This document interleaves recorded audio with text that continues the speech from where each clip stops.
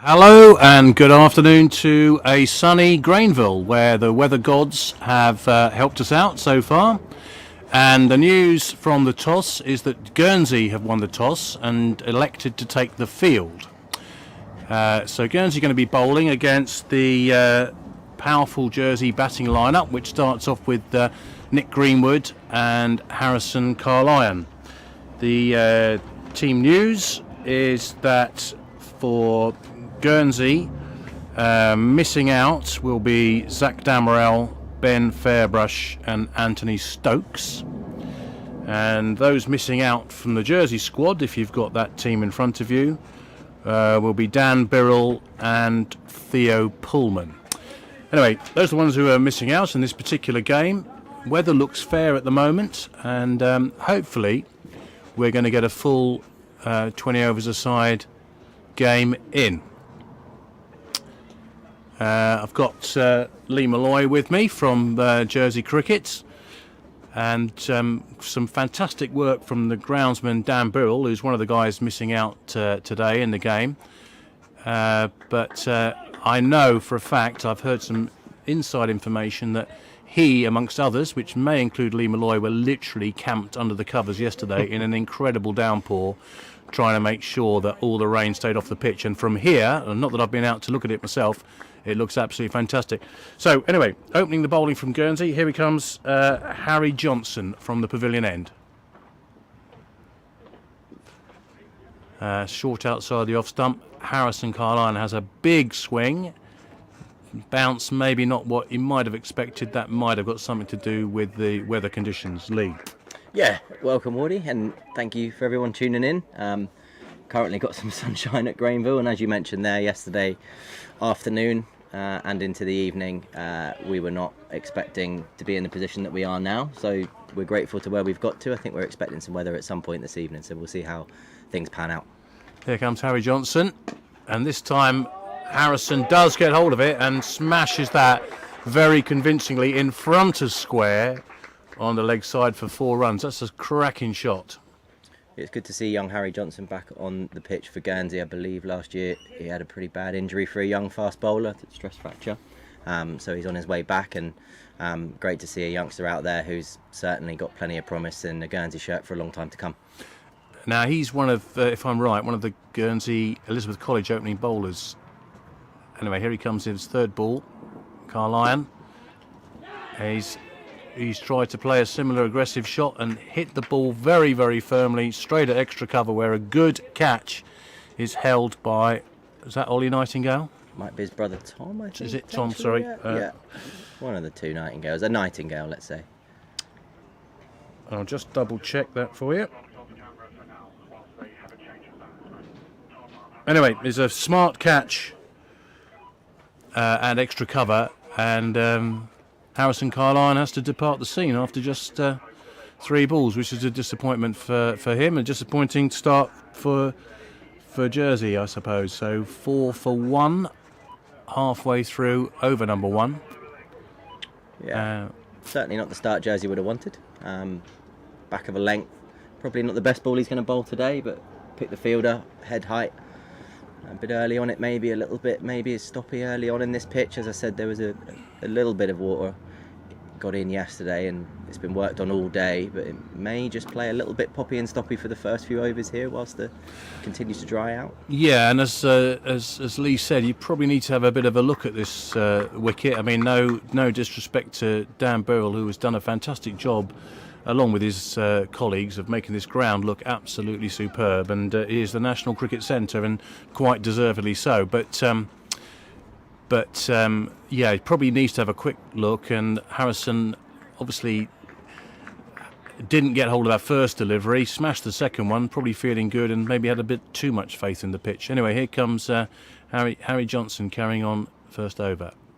And another absolute cracking delivery to Zach Tribe first up. That's held its line, possibly moved away a touch. That's a superb delivery from the youngster. And as Lee was saying, fair play to him coming back from injury. Let's wish him all the best and he'll be very happy to take a wicket in his first over. Yeah, I mean, that'll calm any nerves he's got. I've seen him working on his run-up quite heavily with the coaches pre-game, so clearly he's finding his way back into the cricket field, having been off for a long time. But, I mean, what any young seamer wants, third ball into an Inter Insular is to pick up a wicket, so he'll be flying, and we saw that last ball. Another good delivery just on leg stump, and Zach Tribe keeps that out fairly comfortably. I guess from the Jersey batsman's perspective, they may be thinking, a young bowler, they probably want to get on top of him and make life as difficult for him as they possibly can. But that's the nature of T20 cricket, I guess, so I don't suppose there'll be any changes with any of the Guernsey bowling attack.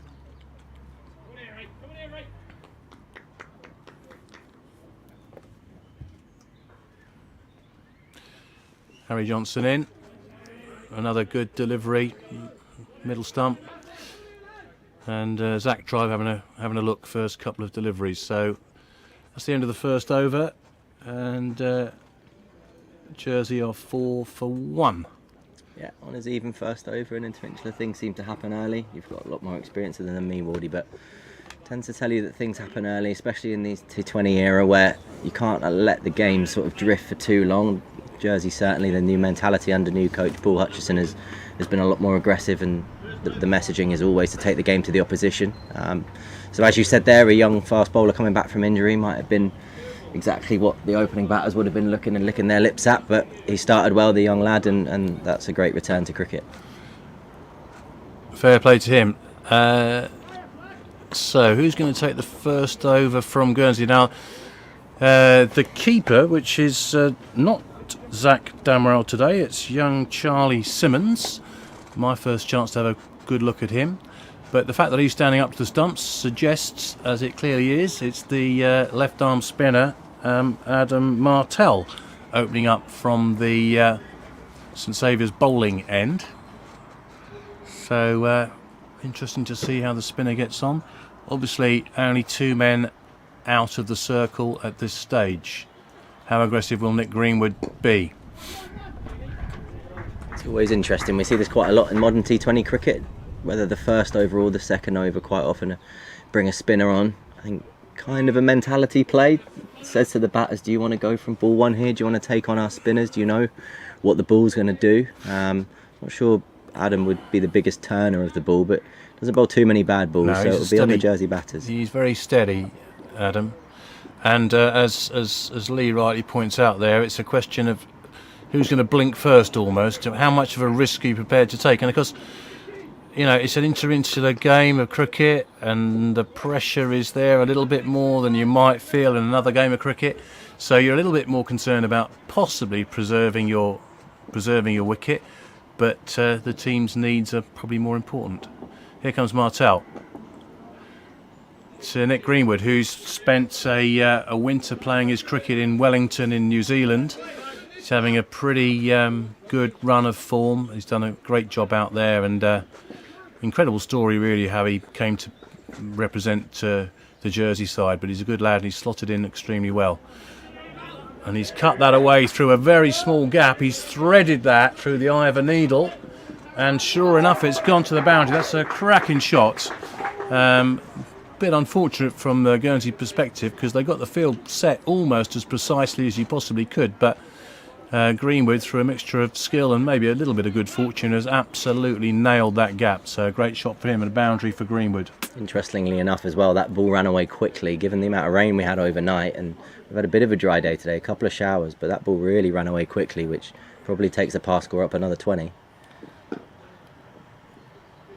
Yeah, that's a very, very good point. It'll be interesting to see what, from a batting perspective and possibly from a bowling perspective as well, after a couple of overs, 2 or 3 overs, an experienced cricketer will be beginning to think, what sort of score are we aiming for on here?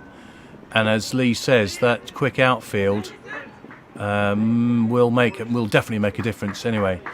So Greenwood takes a single off the last ball of the over, taking the Jersey score up to 11 for 1 off 2 overs. I think Guernsey will be happy with this start. Certainly coming in on a Friday, as you mentioned before. I think what we've seen in the past, these sort of Friday games, certainly the the ones that we've had in the past. It's just such a big mental shift in that first game of a 3-game series, where you've got an overnight tonight and then 2 games again tomorrow. It's a real big boost if you can get 1-0 up overnight. It really means everybody manages to go to bed, to sleep at night a little bit more comfortable, knowing that 1 more win out of the 2 games, whereas the opposition who lose that first game know they have to win both games the next day, and really piles on the pressure. So this is part of Inter Insular cricket, and this is why we enjoy it so much. It's a mental game as it is technical, so it'll be interesting to see how this goes. And I suppose not that they want to be thinking too far ahead, but the weather forecast certainly for tomorrow morning is pretty mixed, so actually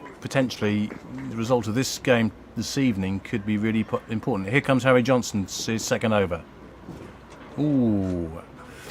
And again, maybe that didn't come through quite as quickly as Nick Greenwood was expecting, so his attempted push into extra cover actually ended up going down to fine leg, which is understandable, and he takes a single.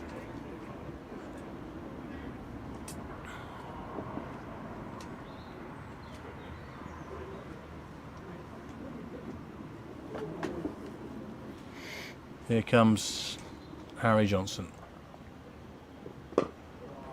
Now that is short, and Zach Tribe has really got hold of that. It's a cracking shot off the back foot to punch that through square cover on the offside. It's a super shot, and that's 4 runs to Zach, so that'll give him a little bit of a boost. He's off the mark, and he'll be feeling pretty good about himself. Yeah, I think the difference between that and the last few balls have been the width there. I think banging out a length in T20 cricket's a good idea, certainly on this pitch where no one really knows what the full pace of it's going to be like. But I think your line's going to be as more important as anything here. So young Seamer, he's bowled a lot of good balls so far, but he's kept it pretty straight up to now, and that was a little bit of width there, enabling Zach to get his hands through it, and a good shot. And it's interesting to see the field has gone straight out there. This is more, he's straightened up, maybe overcompensated, and he's drifted onto leg stump, but Tribe can't take full advantage, and that's a leg bye. What will Jersey be looking for, Lee, do you think, off the power play here? It's difficult to say, because it's, after the weather we've had to contend with, and as I say, great respect to Dan Burrell and the team here for putting a pretty good surface together, but no one's quite sure at the moment. That's why the batsmen have really got to have a good look, and why I'm not in the slightest bit surprised that Guernsey decided to field first. I think probably Jersey would have done the same thing. Yeah, absolutely. I think what you can go on is what you're doing first. So I think you can control what's in front of you right now. Certainly think the toss, both sides would have looked to been fielding first on a wicket that may be a little bit poppy and stoppy with a bit of moisture in it with the amount of rain we had last night, plus being able to control the game second innings if Duckworth-Lewis comes into it. So I certainly think Guernsey will have the favourable conditions here. It will just be down to whether they can take advantage of that. Yeah, very good point.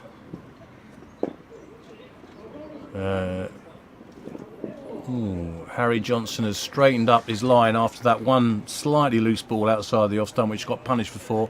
He's bowled extremely well this over, and that's a nice bit of fielding at mid wicket, which half a chance of a run out. Yeah, I don't necessarily think Guernsey are going to be too fussed. This sort of drop and run isn't going to do too much damage in the first 6 for them here. Certainly they'll be looking to cut off the boundaries where they can, but Jersey looking to try and rotate that strike. And there we go again. That's the same thing that we talked about first ball of the over. That's that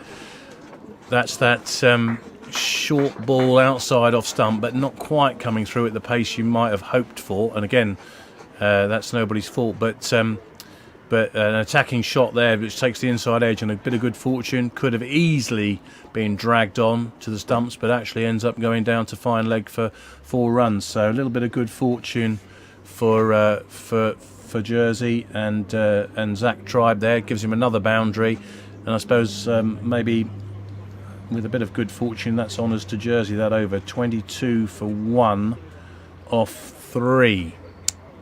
I think young Harry Johnson will be walking away there thinking he's done a good job. I think apart from the 1 ball to Zach Tribe where there was too much width outside off stump, he's kept his line tight. We've seen a couple of occasions where Nick Greenwood got a little inside edge in the over previously. Now Tribe won through fine leg.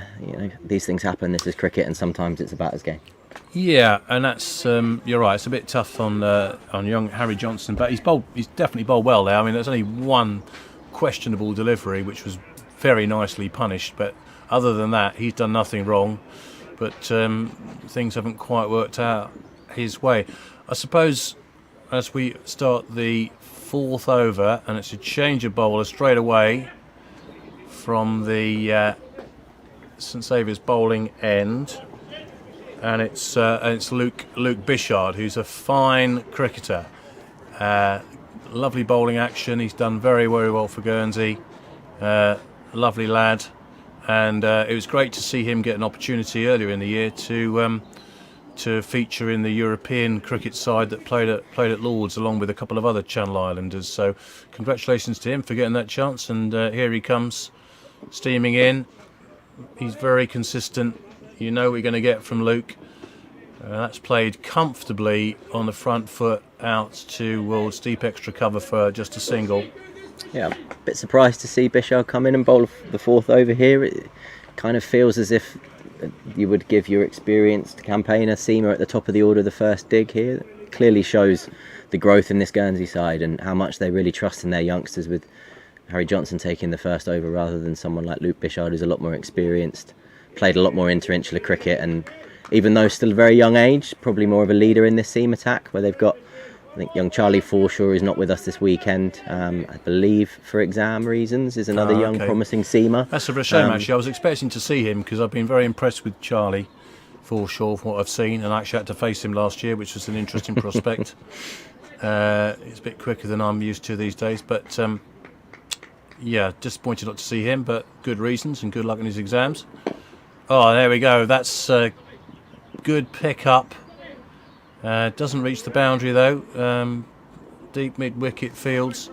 And that's two runs to Greenwood, with the ball just drifting onto leg stump there. So he's picked that delivery well without taking absolute full advantage of it. I think it's fair to say that probably the Jersey side, looking back at the recent history between these two teams, will want to back their batting and really try to dominate the game. But it's an inter-insular game, and you don't want to miss your opportunity. That's the issue. Yeah, he's hit that. That's a cracking shot by Greenwood. That's short of a length outside the off stump, and it has come onto the bat reasonably well. But more importantly, Greenwood has really waited for it. Waited, and he's played a cracking shot and hit a super boundary out towards extra cover off the back foot. Yeah, again, I think we keep coming back to it. I think there's help for the seamers in this deck if you can continuously hit it in the right area, but I think what we've seen there again is another example of a bit of extra width that the batters can get hold of, so they've got to hold their line a bit tighter here if they're going to get success. And Bishard does hold that line much better. Slightly less room for Greenwood there, and he's punched it out to backward of point just for a single. So end of the fourth over. Jersey 31 for 1. And I would say honours sort of pretty even at this stage, Lee. What do you think? Yeah, I think the fact that Jersey have lost just the one wicket in the power play so far, I think that puts Jersey just slightly ahead, maybe with the 2 more overs to go. I think that'll be a big key. If Jersey can finish the power play 1 down, that sets the platform for a long batting lineup to really continue to take the game to Guernsey. But if Guernsey nick another one in the next couple of overs, it brings it back to honours even, I'd say. Yep, good point. Here comes Harry Johnson. They've kept him on for a third over, and that's a cracking delivery. That is right in that channel. No width whatsoever, and Greenwood hoping it's going to be short outside the off stump or drifting onto his pads, but it was neither. It was absolutely spot on. So it's a great delivery from Harry Johnson. I think Jersey be probably thinking 45 for 1 off 6 overs would be a nice platform, but there's a way to go, and I don't think it's the easiest wicket to score runs on. I think we've got a no ball here. Yeah, Harry Johnson must have overstepped. So this is going to be a free hit. There's been a change of batsmen, so the field can change. Robin Stockton the finest geography teacher from Victoria College that I can remember, signals a free hit. Harry Johnson bowling to Zach Tribe. How much advantage can he take of this delivery? Not a huge amount, as it turns out. Yeah, you could see the plan there. Drop the extra man leg side. Clearly going to be a short ball. It's a bigger boundary out towards the mound today, but when the wind's been up, it's not. It might look like a big hit, but with the wind, it's probably going to bring it in what would feel 5 yards. So clearly Guernsey have got a bowling plan there. No ball free hit. Drop a man, dig it in, give them the best chance to try and protect that boundary. And another one. And that's another no ball. So this is going to hurt Guernsey and Harry Johnson if the Jersey batsman can take better advantage. Actually, I just, Lee's talking about the weather conditions here, which actually at the moment are absolutely perfect for playing cricket. And we've got some nice sunshine. There's actually hardly a breath of wind right now, which I'm surprised at because it's been pretty blowy over the last 24 hours. And certainly one might expect that the big bank towards mid-wicket bowling from the pavilion end would be an attractive proposition, but the boundaries are pretty big here, which will affect the likely score. And although we did see one ball scream to the boundary, it must have slowed up with the rain that we've had. He's down. So Harry Johnson again. Jersey have not taken full advantage of that free hit. Harry Johnson takes a tumble. A bit Mark Wood-like. He's trying to bowl as quick as he can, that's for sure. He tried to bowl quickly. I think when you're bowling with a free hit, actually setting the field deep and banging it in short, which is clearly what he was trying to do, is probably the extra effort caused the tumble. Here he comes again, and predictably that's a better length ball with very good delivery. So we've had 2 no balls in this over, but I don't think the Jersey team have quite taken as much advantage of it as they probably would have liked to have done. Just looking a little bit too pace from this end. It certainly looks easier to score from the other end. Potentially a little bit of dampness still in the wicket on a certain patch bowling from this end maybe. You can see Harry's been banging it into the wicket there, and the batters aren't quite timing it. They're a bit off their timing, so difficult for them to get it away as easy as they'd like. That's a very good point, Lee, and of course it's one of those difficult ones which we'll only really know when we've seen both teams bat as to who's coped with the conditions the better. But it's fair to say that the Jersey batsmen haven't been able to get the ball away quite as much as they would have liked. But having said that, 40 for 1 coming to the end of the 5th over. It's a pretty good position to be in. I think it'd be interesting with the forecast. If we were sitting here knowing that we weren't going to have any more rain and the sun was going to come out and it was going to bake the pitch for the next 15 overs, then I think we'd be saying this is a hell of a toss to win and you're going to be batting on a paradise later on.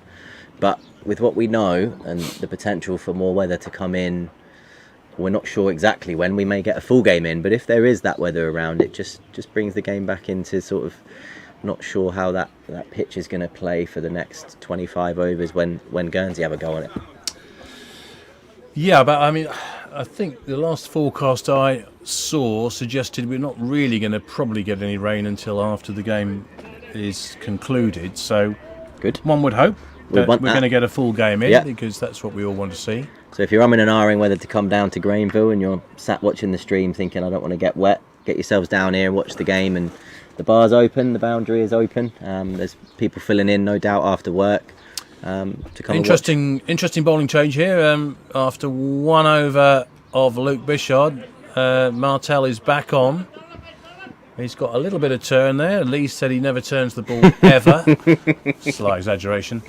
Maybe he's got a little bit of turn there, and there's been an outside edge which has gone through the vacant slip area, and a couple of runs to Zach Tribe, who moves on to 15. I think they say you only got to turn 1.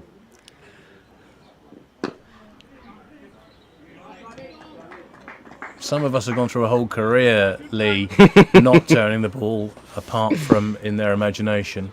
It's a mental game. In so many ways.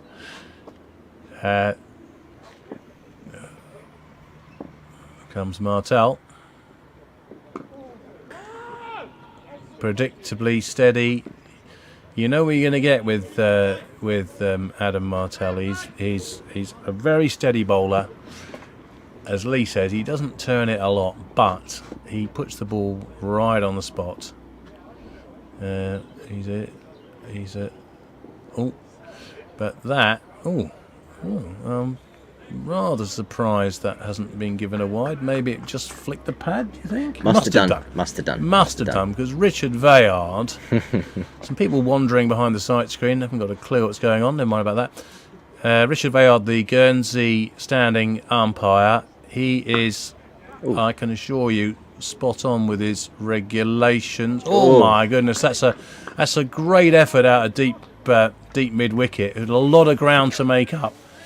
I believe, is that Tom Nightingale out there? He's what? It must be him out there. He's one of their best fielders. It must be Tom Nightingale, probably the prime Guernsey fielder. And I mean, as that ball was hit into that, I mentioned before, it's a very, very big outfield, and you're thinking, well, that's going to go for 4, but it's a long way out there, and I'm adjusting in my mind the target score all the time with a relatively slow outfield and big boundaries. So that's the end of the power play. 46 for 1. Pretty much what I predicted a couple of overs ago. Yeah, I mean, there you go. This is probably you're quite young in your lead commentating role, Wardy, but look at you. You got a prediction right first up there, which is excellent. That's the experience showing. I played this game before. You know what you're talking about. No, but things can change. I mean, it's all very well. That sounds great, but then a couple of wickets and it's a completely different story. But I would say, from what I'm watching at the moment, 46 for 1 for Jersey. I'll take a punt that they would be thinking to themselves, a score of 150, 160 is going to be at least adequate to put a lot of pressure on the Guernsey side. And historically, in recent years, I think it's fair to say, where the Guernsey team have been a bit lacking has been in their firepower with the bat, but that is definitely changing with people like Tom Nightingale, who's very, very dangerous. Obviously Matthew Stokes, who's the absolute class act for Guernsey. So all of these people are very, very capable. Change of bowler from the pavilion end. This is Martindale Bradley. His Christian name is the hyphenated. It's Martindale Bradley, which is difficult to get your head around. Lovely guy, smashing bloke, and he's bowling his brisk leg spinners. And first couple of them have come out very nicely.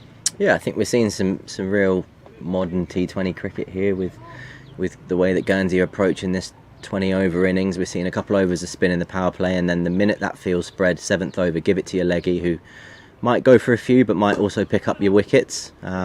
Certainly we've seen it in the Jersey blueprint for the last 5 to 10 years 5 years certainly with Ben Ward and Don Blompe, both who are unavailable this weekend as Jersey's premier leg spinners. So it tends to be an eventful over when a leg spinner bowls. But I suspect that the knowledge base of the Jersey team has realised that this is not going to be a 180-200 track. I think they've looked at the circumstances and the pitch, and they realise that from this solid base, some 1s and 2s for the next 5 or 6 overs. Let's say we get to 100 off 12 overs, something like that. Then is the time to kick on. But at the moment, probably thinking conservatively, something like 160 from here, I would guess. But things can change. I have been wrong. Yeah, I think it's interesting. You see an over like this that's gone for 2. There's no wickets for Guernsey, so Jersey's still happy being 1 down. But the game doesn't feel as if it's getting away from Guernsey, that's for sure. They've been bowled some tight overs. They've not been taking wickets, but they're right in this. If they go bang bang here, Jersey are right on the back foot. Yep. So Yep. It's what we enjoy watching most about T20, where it can just change in a couple of overs. Jersey get going and a couple of overs of 10 or more, and all of a sudden they feel back right on top. And yeah, it's right in the balance. Something's got to give. You can tell it feels as if a wicket or a boundary is coming soon. Absolutely does. You're absolutely right. Something's going to happen. There's going to be either some big shots played, and Jersey might get away, or it could go horribly wrong for them, and Guernsey could be in the ascendancy. Obviously, we're through the power play now, so field's gone out. So we've got predictable field of a deep square leg, deep mid wicket, and a long. So that's the 3 outs on the leg side as Bishard returns from the bowling club end. There's definitely a bit of stickiness in the pitch, definitely. It's not going to be a really high scoring run fest, I can guarantee you that. And of course it'll be interesting to see how the Jersey bowlers perform on this surface. I think boundaries are going to be at a premium.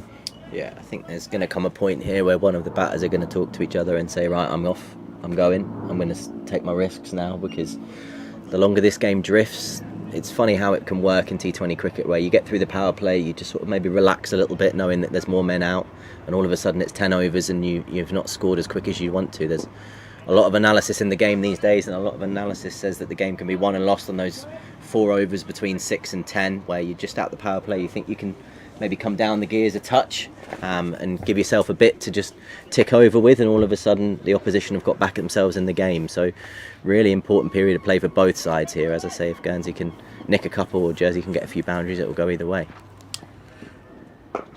I feel on this surface that the driving the full ball, you're not really going to get full value for money. I think if it was me, I'd be hanging on the back foot thinking, if I get anything even just vaguely short of a length, I'm going to throw everything at it and maybe give yourself a chance of a boundary if you're looking at boundaries. The alternative is to run really hard, as they probably are looking to do exactly here, and take 2s, which is what you've got to do. But Tom Nightingale is a great fielder, and that's a super bit of fielding, and he's been that's very close to a run out. It's great work from Nightingale. I mean, you could see exactly what Jersey were trying to do there. They realised that boundaries are at a premium.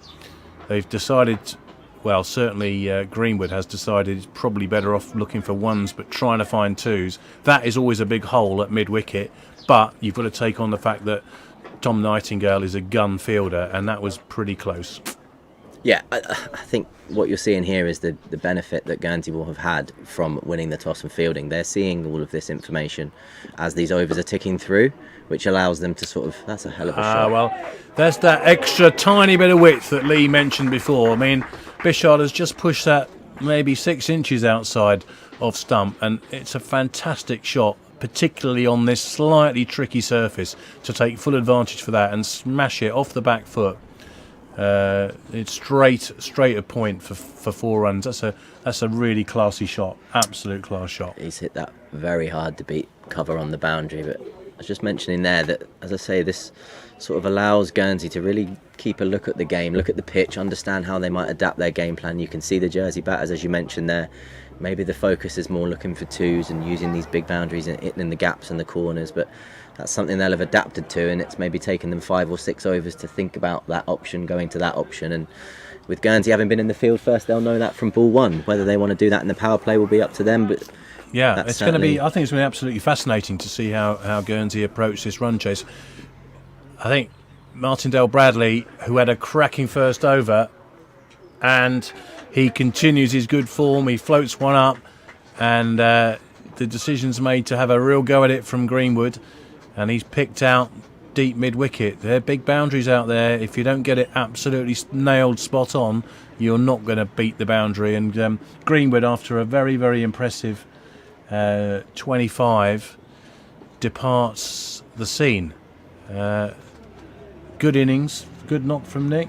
We look really Yeah, good. I'm not surprised at all. He's a class act. Yeah, I think if you speak to him, he'll be a bit disappointed with that. I think he'll have left a few shots out there that he would have liked. I know for a fact, given that he's been playing his cricket out in New Zealand, he's had a fair bit of time out of the game over the last month or two as they've gone into their off season. So he certainly would say that was probably more of one of his scratchier innings. When he times it, he's hit a few out the middle of his bat. It's looked fantastic. It really has. He is a class act. You can see the class there. But well bowled Martin Dale Bradley, who's had a great start to his spell here. He's bowled a cracking first over. And it's Jonty Jenner who's come to the crease. I know he's had a bit of a kit issue because, unfortunately, EasyJet didn't bring his kit over with him. So he has got a bat, so that's something. Here comes Bradley.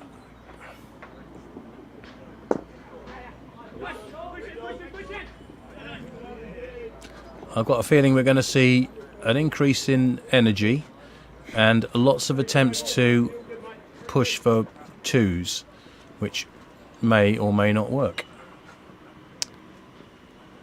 Zach Tribe on strike. A flaccid delivery from Bradley. Might have been a sort of top spinner or something.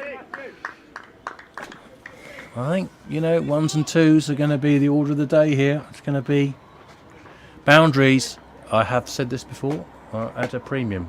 It's a long way out there to mid-wicket, which is probably the obvious place to hit a leg spinner, unless he gets it disastrously wrong. But so far, Bradley has bowled very well indeed. Lost his run-up.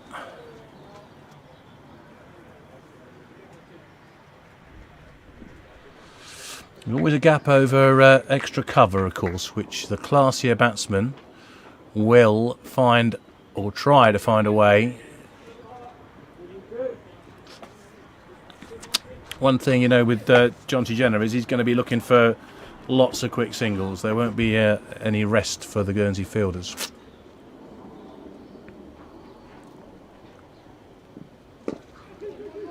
Good wrists there from Zach.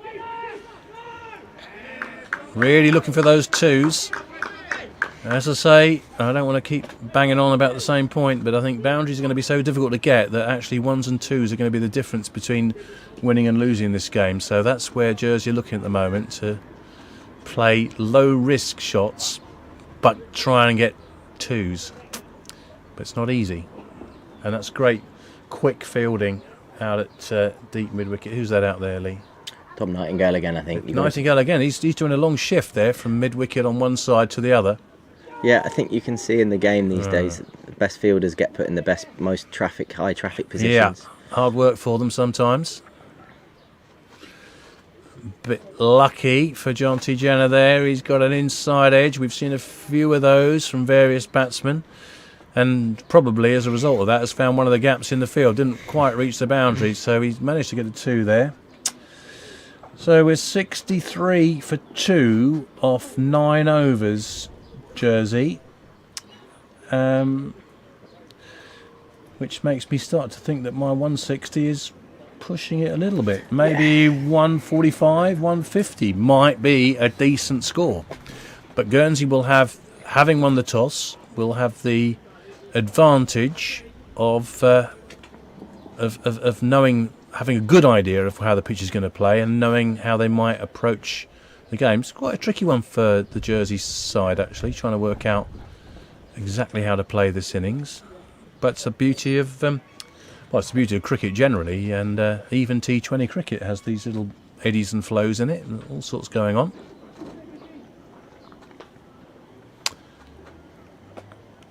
Bishard coming back for, I think it's his third over. Bowling to Tribe. Ooh, well, that was just a bit short, but pretty tight line. Not quite the width that Tribe would have wanted. He might have been looking to slice that backward a point. There's an opportunity there. Where are you going to score your boundaries at the moment? I mean, really, you're looking at anything full, extra cover. But that's not easy to play that drive on a slow pitch. Now you can see they're looking for twos here. Yeah. Jonty Jenner's quick. great keeping there from the young keeper. That excellent. was great work. That Behind really the was. back, no look, one-handed. I confess that I don't know much about Charlie Simmons, but I do know that he's replaced Zach Damrell, who's a very, very capable cricketer. So that was great work. If I had to take a guess, I wouldn't think he maybe has come to the island and qualified after a few years. Certainly not a name I'm familiar with the junior setup, but I could be wrong. Well, there we go. That's Bishard keeping it extremely straight, as Zach Trime's middle stump will testify. And I think a little bit of frustration there, because the bowling has been pretty consistent. Probably Jersey feel that they'd like to be scoring a little bit more quickly, although personally I think under the circumstances they're doing okay, and Zach Tribe probably trying to get on with it a little bit. But a good ball from, very good ball from Bishard, who's bowled a good spell of bowling here. Yeah, I think certainly watching that dismissal live, it felt like that was one of the first times we've seen Guernsey really go full in this innings. Seamers have certainly banged out a length, trying to hit back of a length a lot, and then that full ball just touch extra full. Maybe Zach a little bit back on it, having faced a lot of balls on the back foot. Yeah, perhaps not quite into the ball enough yet. Yeah, exactly. And then that ball's just maybe done a little bit back between the gate. But yeah, Julius, the new batter, in. I don't think the game plan changed too much in the middle overs, and Guernsey be up for this, as we talked about. If they can keep taking wickets right the way through the innings, they'll be feeling like they're right on top here. Yeah, it's delicately balanced at the moment. Sumera, the new man in, and he gets a full ball first up. And again, with the slight lack of pace in the pitch, the ball that maybe might have been hit towards extra cover ends up going out to mid-wicket. It's definitely going to be challenging to get a really big score on here. Surface looks fantastic, and the Grainville outfield and everything about the ground looks absolutely wonderful, but groundsmen have had a real challenge to look after this pitch, which is a shame after the great spell of weather we've had. Bishard to Jana. I think classically as well in these T20s, what we've seen previously are that these Friday night games tend to be really close. I remember one not too long ago up at Farmers where Luke Letitia was so close to getting Guernsey over the line, and there was a fantastic bit of fielding from Jonty in front of the scoreboard that just swung the game. Then we had the super over in Guernsey years ago. I was there for both of those games. That was a tight game. So, you know, it shows that I think teams coming into it maybe haven't played a lot of cricket each together, certainly as a team. That's a great length from Bishard. There's not much you can do with that. If you've got an absolutely perfect wicket, you might take a risk, and we've seen Sumera certainly on the mat in some European cricket smash those kind of deliveries over mid-wicket for six, but you're not going to do it on today's surface. So well bowled Luke Bishard. That's a cracking over. How many did he go for off that over? Not very many at all. 4. There we go. A wicket and 4 runs. So 67 for 3 from 10 overs. Jersey. It's going to be a good challenge here to get up to a defendable total. Now here comes arguably Guernsey's finest cricketer, Matt Stokes, an absolute class act. Probably more with the bat than the ball, but very good in all departments. Here comes Stokes. Little bit of width. Jersey trying to put some pressure on to push for possible 2s, but it's going to be hard work out there. It's going to be a game of attrition right now. It is. Certainly the Jersey batters need to push that first run hard every ball. They're going to put these fielders under pressure, and the fielders are going to have to hold up to it.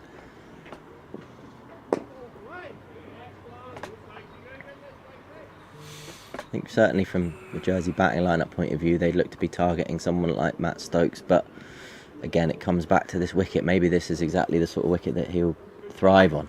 He doesn't bowl too many bad balls. I think you're right. Changes his pace nicely. The thing is that when the field goes out, as it now has, unless you can clear the boundary, which we have seen has been extremely difficult, the only boundary option really is extra cover, or I suppose if you're capable of it, the reverse sweep. And with the pace of the wicket, hitting extra cover is difficult. I mean, that's not such a good ball. That's short. You're taking full advantage of it, but still not being able to reach the boundary. So Julius actually slipped at the non-strikers then there as he turned to go for 2. It might have been more of a chance than Guernsey thought. Okay, I missed that. But I do think that these 2s are going to be critical. So from both the batting perspective, the aggressive running, making a 2. Oh, there's the shot that I was talking about.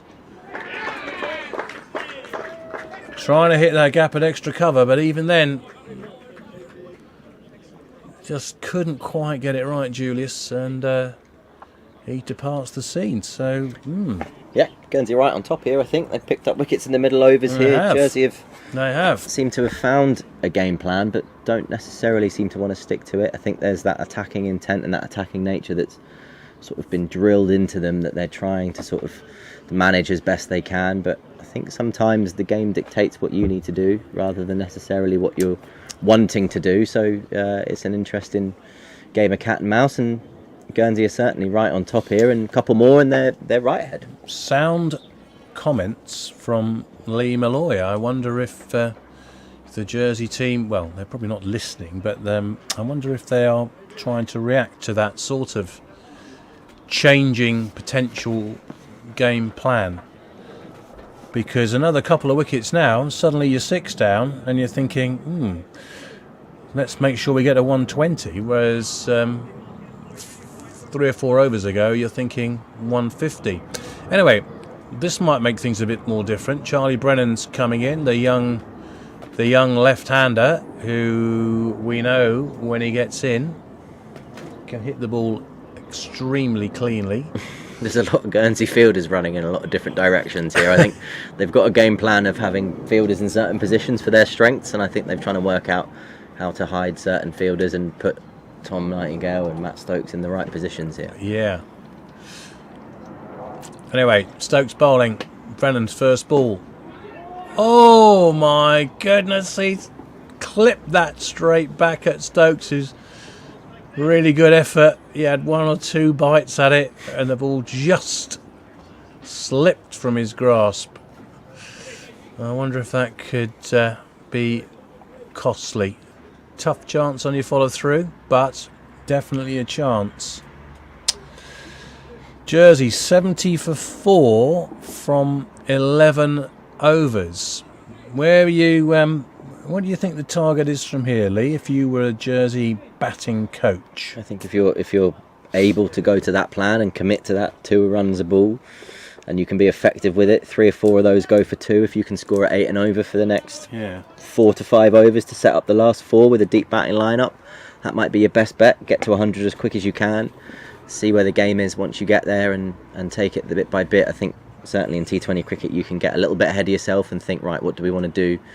Where do we want to be in 5 overs time? But in 5 overs time, you might be another couple of wickets down. You might have gone a bit differently. So I think you've just got to take it over by over. What do we want of this over, I think, is the chat. It's got to be. So now this is an interesting one, because we change a bowler here. Josh Butler. Now he's an occasional bowler, I'm going to say, from my watching of Inter Insular cricket over the last 5 or 10 years.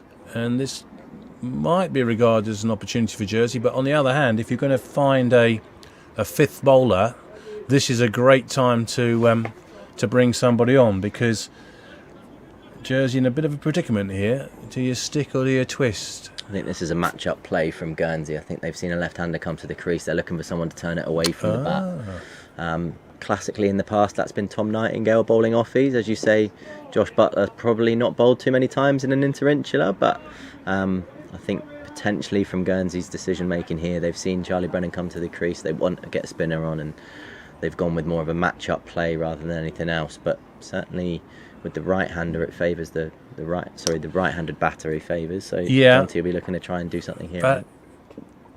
No one is really penetrating that boundary easily, are they? Again, you got Jonty there trying to pull that into the gap and maybe think about 2, but no real consideration of trying to smash the boundary. I just don't think you're going to get boundaries on here today, Lee. I really don't. I think it's going to be incredibly difficult. I think Guernsey will find the same, because conditions in T20 cricket don't really change, do they? Not too much. Certainly not enough that all of a sudden this is going to become a batting paradise and 180 is going to be a target score. But I think, as I said earlier, I think it's the advantage Guernsey have got here is that they've learnt what this pitch is doing. They go into a full 20 overs knowing exactly what they need to do. On today's pitch, as captain, I would have loved to have won the toss. I mean, it's one of those must-win tosses, particularly for Guernsey, who, to be honest, gone into the games as underdogs. They've struggled against Jersey in recent years. So this levels things up, definitely, and it'll be interesting to see how Guernsey batsmen particularly respond to whatever target it is that Jersey can set. But they're certainly making life difficult. This is a new Guernsey. This is certainly a fresh Guernsey. Over the last 18 months, we've seen the results match up with what we're seeing. The 2-1 win, they got that third win. So the third game win in the T20 Inter Insular last year when they turned up when they needed to. I think we saw, their home tournament last year. Obviously, there's a home advantage that comes with that, but they played the better cricket. They deserved to go up. They fully deserved that win. That was great to watch, and it was super to see that big crowd at the KG5 and a fantastic win. And exciting times ahead for those of us that are travelling out to the Netherlands to watch these two teams play again in a really, this is meaningful enough, inter-insular cricket, obviously, but a really meaningful World Cup qualifier for the T20 cricket in a month's time. Martel changing ends here. Now we know what we're going to get from Martel. Where are Jersey going to try and hit boundaries, or are they going to be comfortable just pushing 2s? Pushing 2s if they can get 2s. The Guernsey fielding has been pretty good. That's where in recent years I think Jersey have scored points. Their fielding has been a notch above Guernsey's in recent years, but this Guernsey outfit look extremely well drilled. They all know what they're doing. As Lee was saying, they've got a game plan. They're putting key fielders in the key positions, and I'm very impressed with what I'm seeing here. I think this is an interesting moment. Proper here. Pressure. Martel bowling at the left-hander. This is a matchup that will favour Brennan, and he'll be looking to go to that shorter of the 2 boundaries, so could work either way. Or bowled. But again, the only thing with that is, yes, in your standard game of cricket, but this is an inter-insular. There's that little bit of extra pressure on. Charlie Brennan doesn't want to get out for less than 5. In a different game, you play in a different way, and it's sometimes it's a mental game, isn't it? Cricket, we know that. Here comes Martel again. Yeah, you see, that's not a particularly good delivery. That is short outside the off stump, but incredibly difficult to take full advantage. It's going to be 1s and 2s.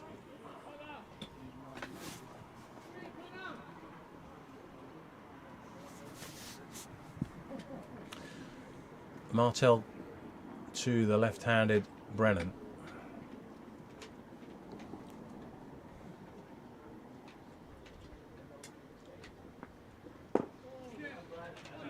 Still happy to look to maybe get a 2, but the Guernsey fielding is sharp, and I think I can only think of one example of Jersey actually successfully pushing for 2 runs, and that took some pretty sharp running.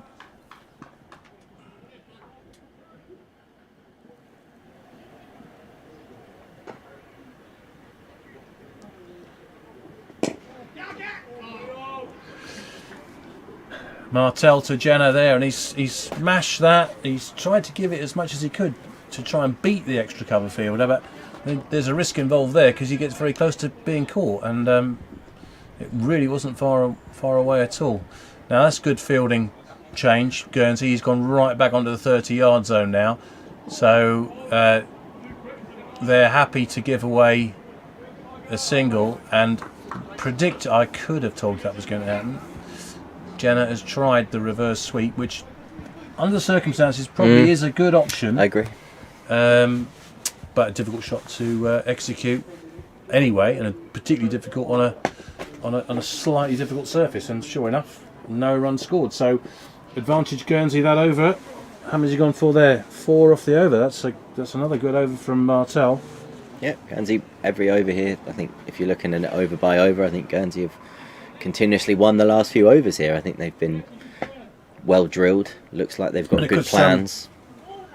Looking at the game as a whole, with Jersey missing Dom Blompier and Ben Ward, our 2 real spin options. Probably missing a left arm spinner that Jersey have had over many years.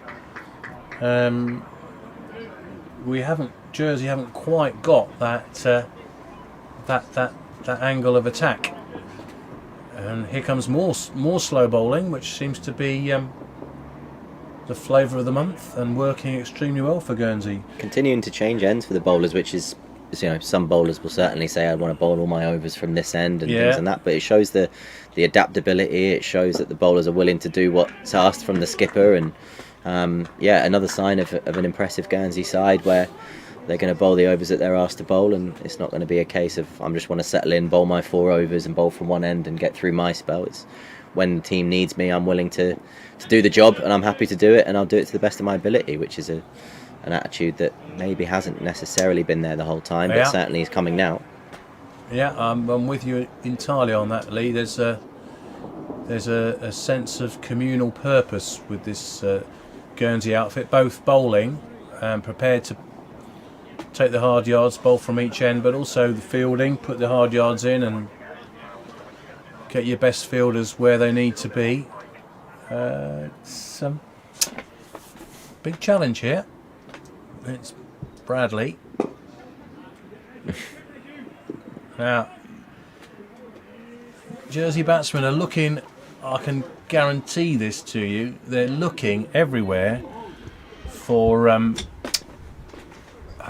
boundary options, but it's not easy. It's definitely not easy.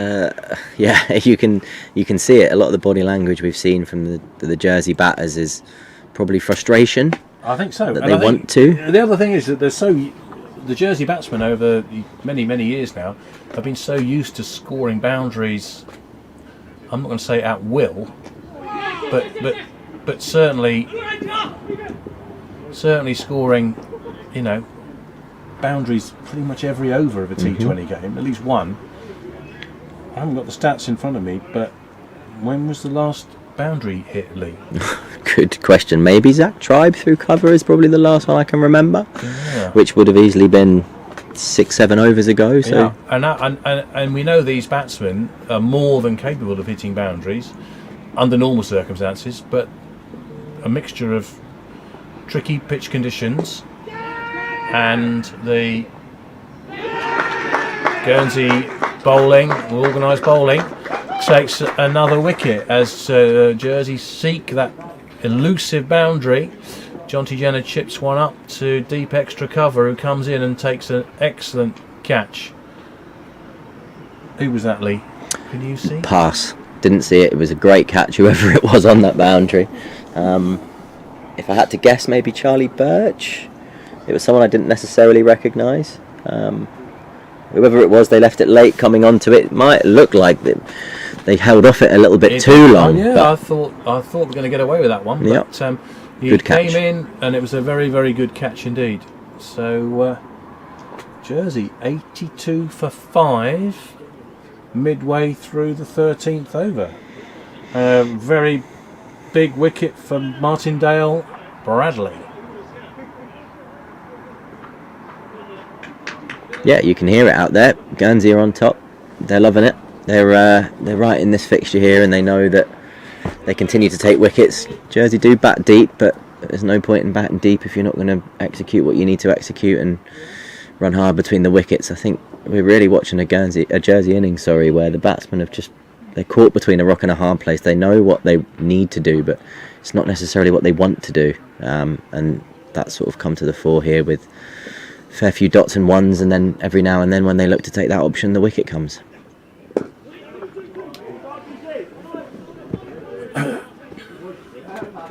So the new batsman is Paddy Googe, who gets off the mark with one of those scurried twos that we've been talking about, which we think are going to be absolutely critical to the result of this match. And Jersey are going to need a few more of those to get up to a decent total, but a good start from Paddy Googe.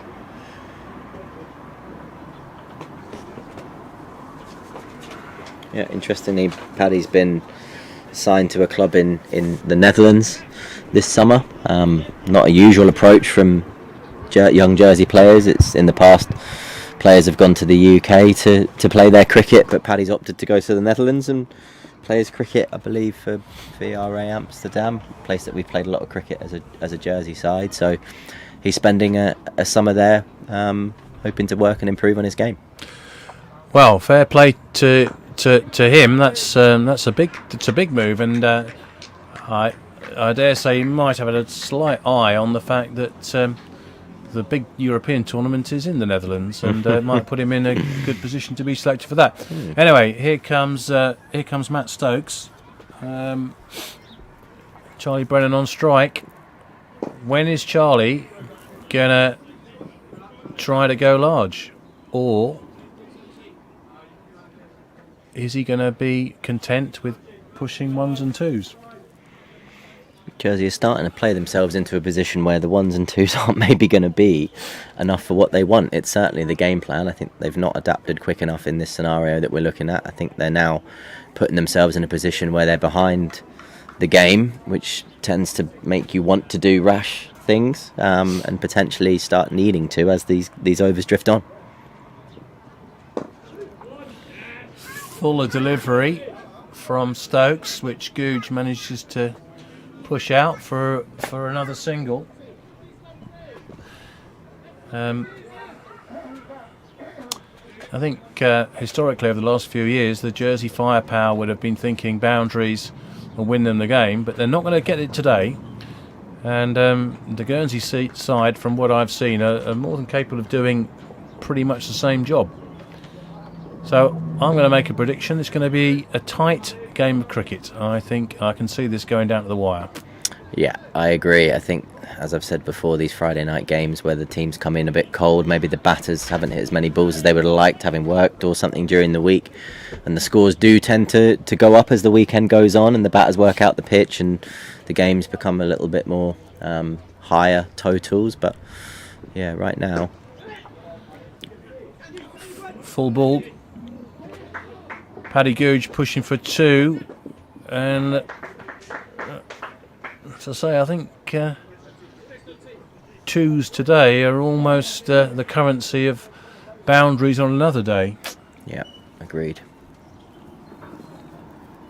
A few jackets going on around the ground. It's certainly dropped in temperature a bit here, so things might be turning in the weather.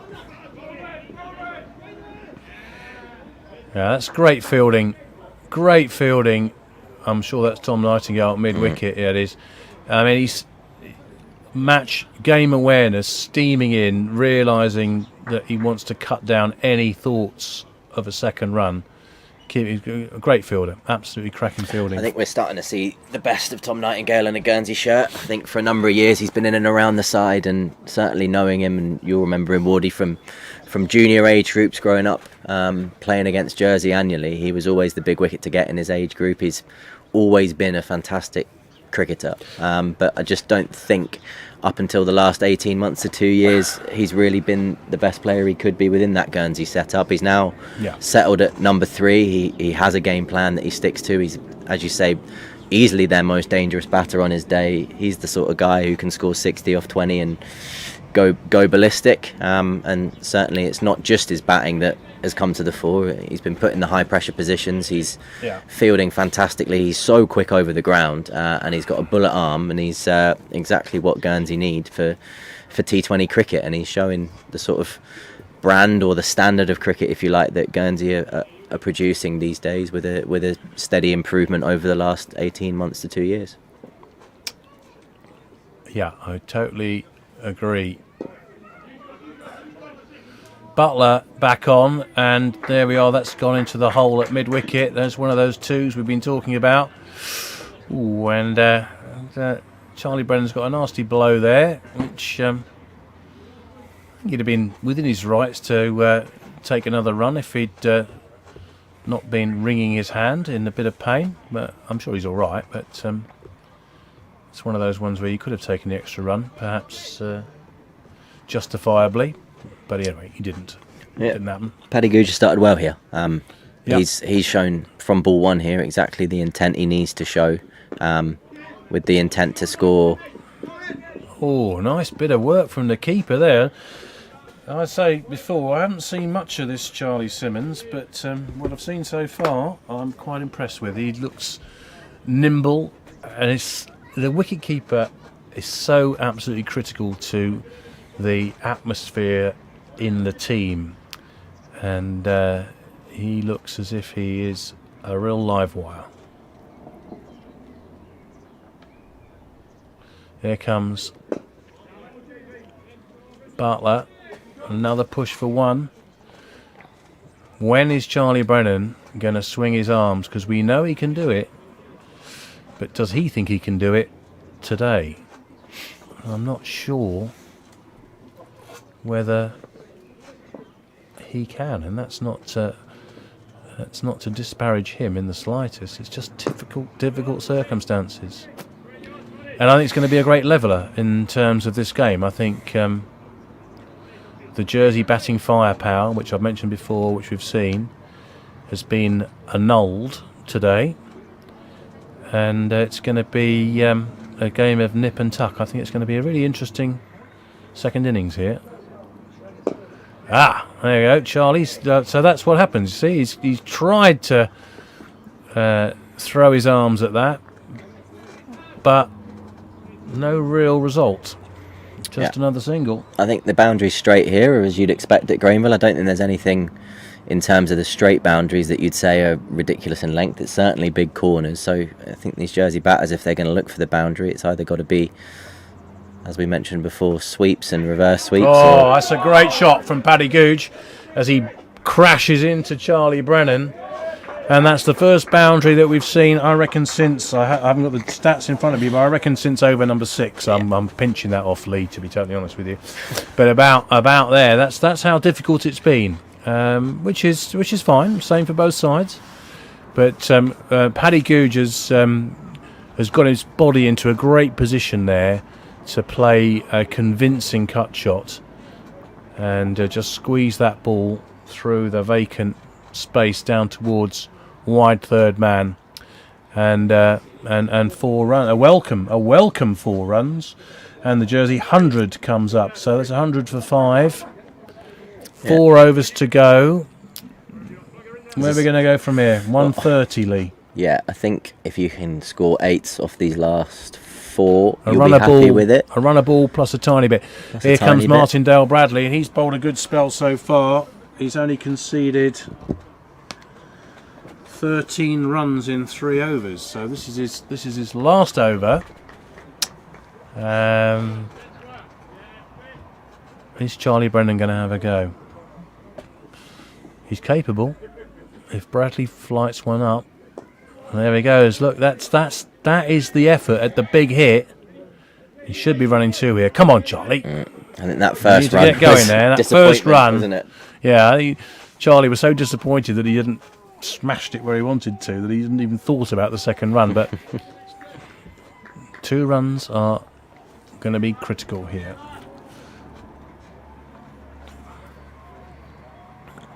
10 and over for the last 4, and I'll put it's Charlie's. This is what happens. He's gone for that big hit, and I'm going to say predictably it's just very, very, very difficult, and he's picked out comfortable catch at mid-wicket. It's good execution again from Guernsey. And that's Charlie Birch. Martindale Bradley there, not allowing him to hit it where he wants him to. If I put my money on it, I reckon that might have been a wrong 'un. and he's chucked it wide outside off stump, knowing that he's got that big boundary in the offside to cover himself with, and a smaller boundary leg side to a left-hander. So, you know, I don't think I'm giving him too much credit there in the fact that he's well drilled, well experienced as a leg spinner, and this Guernsey side are well drilled, and they've got really good plans. And certainly what we're seeing here is a team executing them consistently. Yeah, disappointment for Charlie Brennan there. He did a reasonable job. He pushed to lots of ones and twos, but it's not his natural game. He wants to hit the ball, Charlie, and even these big boundaries, he's capable of clearing them on another day. But today, it's a different game, and that's the great thing about cricket. You've got to adapt to the circumstances and the conditions. No 2 days are ever the same, even on the same ground.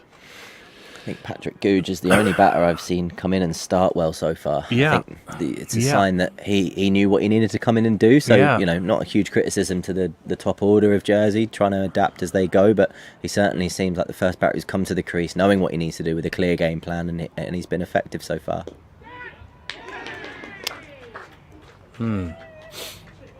Well, short but sweet from Stan Norman, who's tried to go on the attack, but didn't work out for him today. He's slashed one straight to point. And another wicket for Martindale Bradley, who now has the remarkable figures of 4 for 15. Is that a player of the match in waiting? I wonder. If you tilt to the bowlers, they'll say that the batters usually get the man of the match awards. They're the ones who usually get all the glory come the end of the game. But yeah, I think I don't like those player of the match awards, generally speaking, because I don't think people often get it right. I think in a high scoring game, if a bowler takes 3 for 40, it probably should go for the bowler. But in a low scoring game, if a batsman gets a convincing 40, that's when the batsman should be getting the award, in my view. But what do I know? Lots. So, Jersey 7 wickets down, 102 for 7. Fantastic performance from the Guernsey side, both bowling and in the field.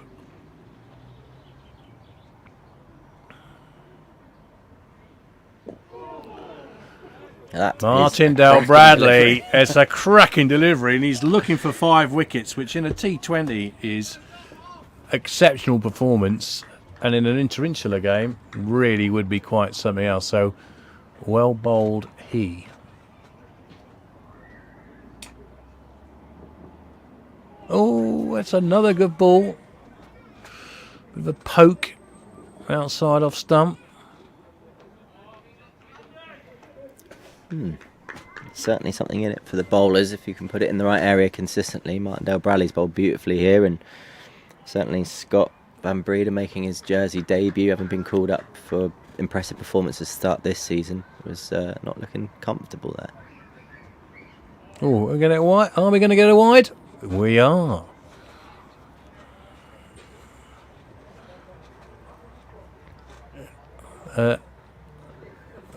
An unusually loose delivery from a great spell of bowling from Bradley, who finishes his spell, and his figures are exemplary.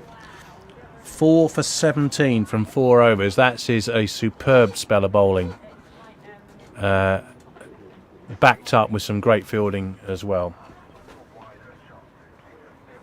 Yeah, superb spell of bowling. That's the sort of things that we've seen from the Jersey bowlers over the last few years, with guys getting match-winning performances with the ball and really taking the game by the scruff of the neck, and that is certainly what Martindale has done there. It's you can see the sort of the beauty of leg spinners in T20 cricket. He's certainly got a few tricks up his sleeve. He's not just a stock leg break bowler. He does have a wrong and maybe a toppy and a couple of other deliveries that have made it really difficult for Jersey to score today, and when he's got it right, it has been superb. And no respite for Jersey as Adam Martell comes on to conclude his spell. He's only gone for 16 off his 3 overs so far, and sure enough, there's another dot ball.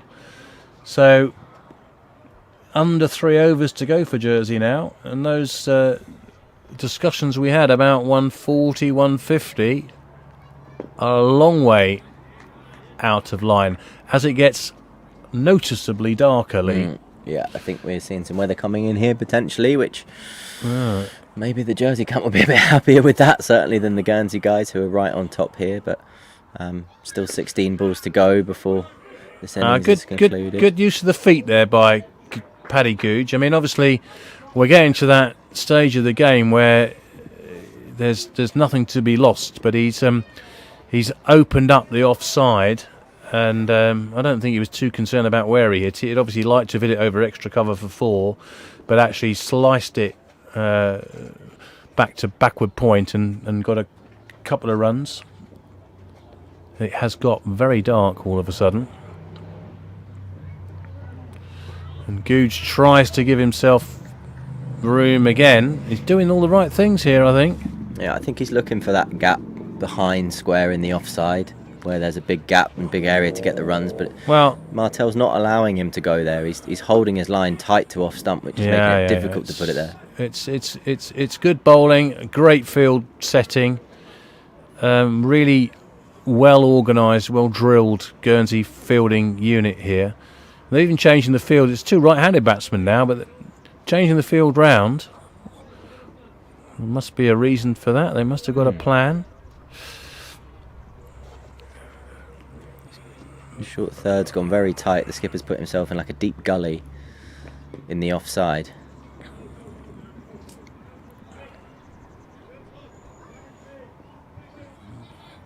There really are so few boundary options on this pitch with this field setting, and it's all about 1s and 2s, and have the Jersey batsmen managed to push for enough of those?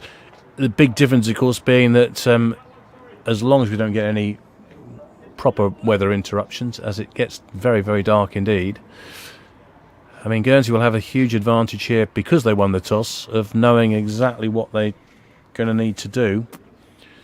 And, a really brisk start against the new ball with the fielding restrictions could break the back of this likely target of about maybe 125, 130 now.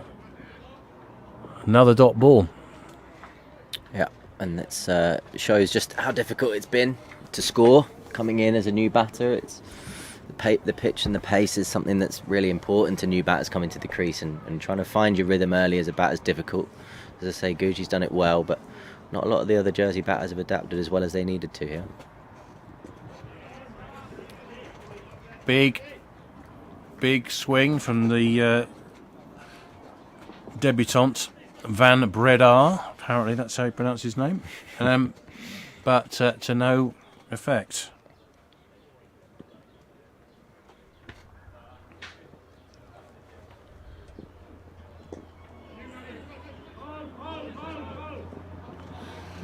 It's not been your sort of classical T20 cricket with boundaries being smashed,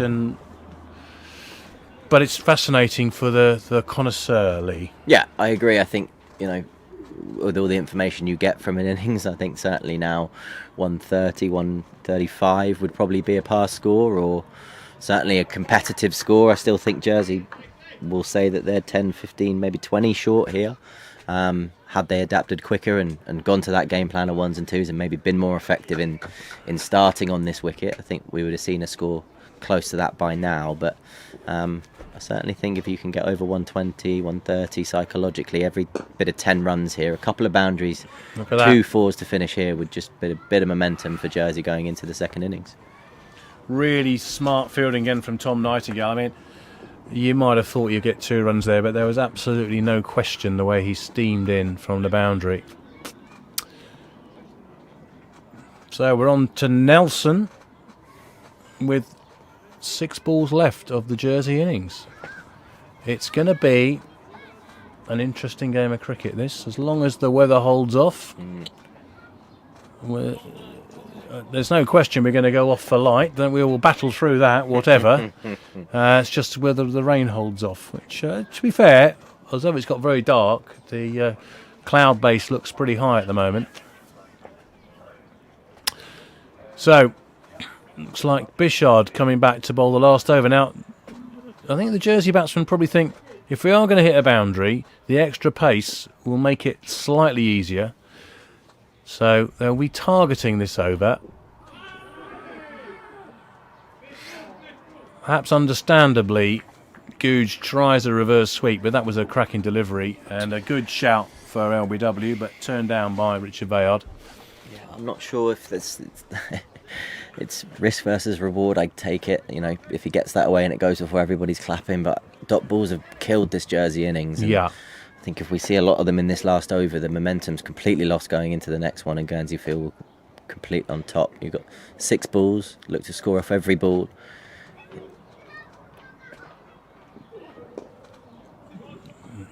They're gonna go for 2? No, they still can't get for 2. And Martel's in there quickly. I mean, probably not necessarily the sharpest Guernsey fielder, but he was quick to the ball there. He knew exactly what his job was, and he executed his skills extremely well.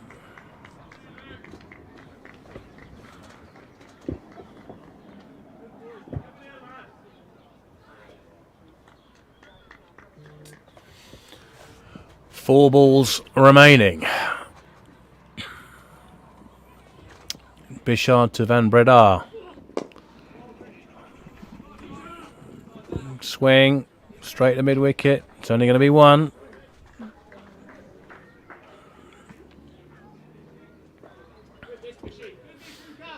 It's going to be a runner ball run chase for Guernsey, I think, which means they can approach the game a little bit differently. I mean, they've got 2 ways of playing it. They can either smash it from ball 1 and break the back.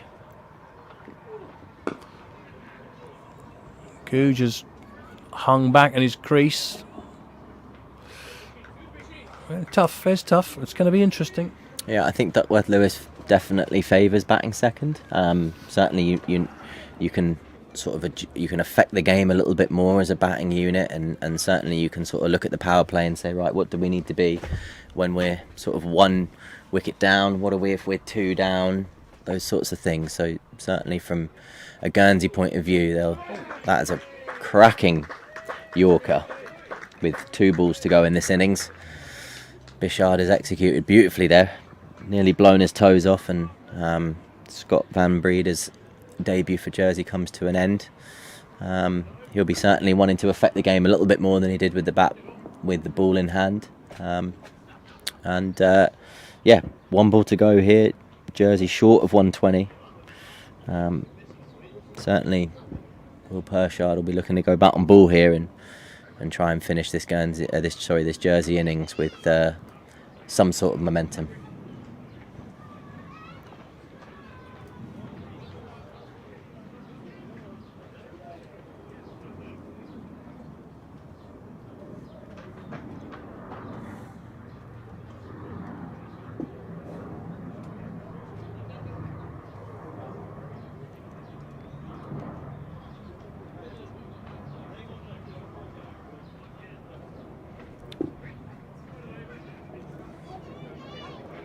One ball left then in this Jersey innings.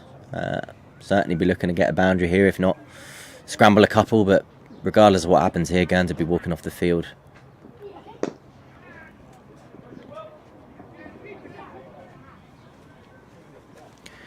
Rather aptly, 2 runs to finish the Jersey innings. It's been a game of 2 runs, and Jersey haven't scored as many as they probably would have liked. Certainly 116 in a T20 wouldn't be the pass score that you'd be looking for to start with, and Guernsey be walking off certainly feeling a lot more delighted than the Jersey side. Sorry. Yeah, and deservedly so. I think it was a very, very disciplined, very disciplined fielding and bowling performance from Guernsey. Some excellent bowling figures, particularly Martin Dale Bradley. Fantastic effort from him, but backed up by the whole of the Guernsey unit. I think they did a fantastic job, and I'm sure that Craig Hogan, the Guernsey coach, erstwhile Jersey coach, will be extremely happy and impressed with what his team have managed to do out there. But it does set up an absolutely fascinating second innings. There'll be a interesting chase for Guernsey. I don't think this wicket's going to change. It doesn't really over the course of a T20 game. Nothing changes very much. Guernsey getting a good round of applause as the fielding side come off the pitch, and well done to them.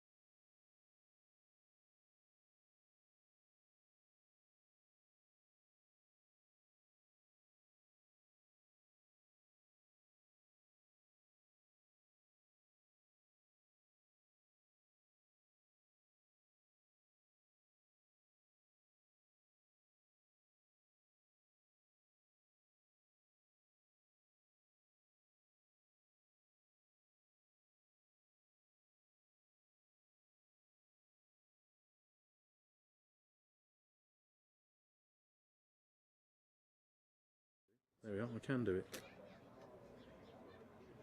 That was me.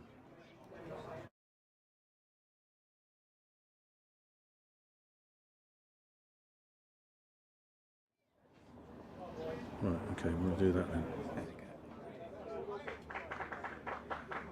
Is it green?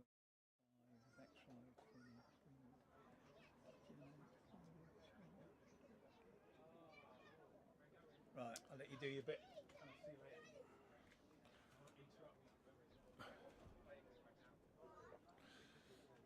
Right, so here we go. The umpires are on their way out.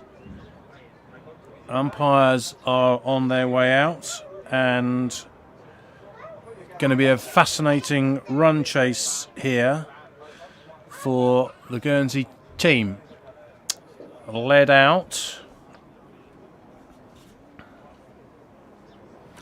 by the aggressive Ben Fitchett, number 87, and Josh Butler, equally aggressive. Now, if these two get off to a good start, they can easily break the back of this fairly chaseable 116 target set by Jersey. What's going to be fascinating is how the Guernsey batsmen managed to adapt to slightly tricky batting conditions, and also how the Jersey bowlers respond to a helpful pitch.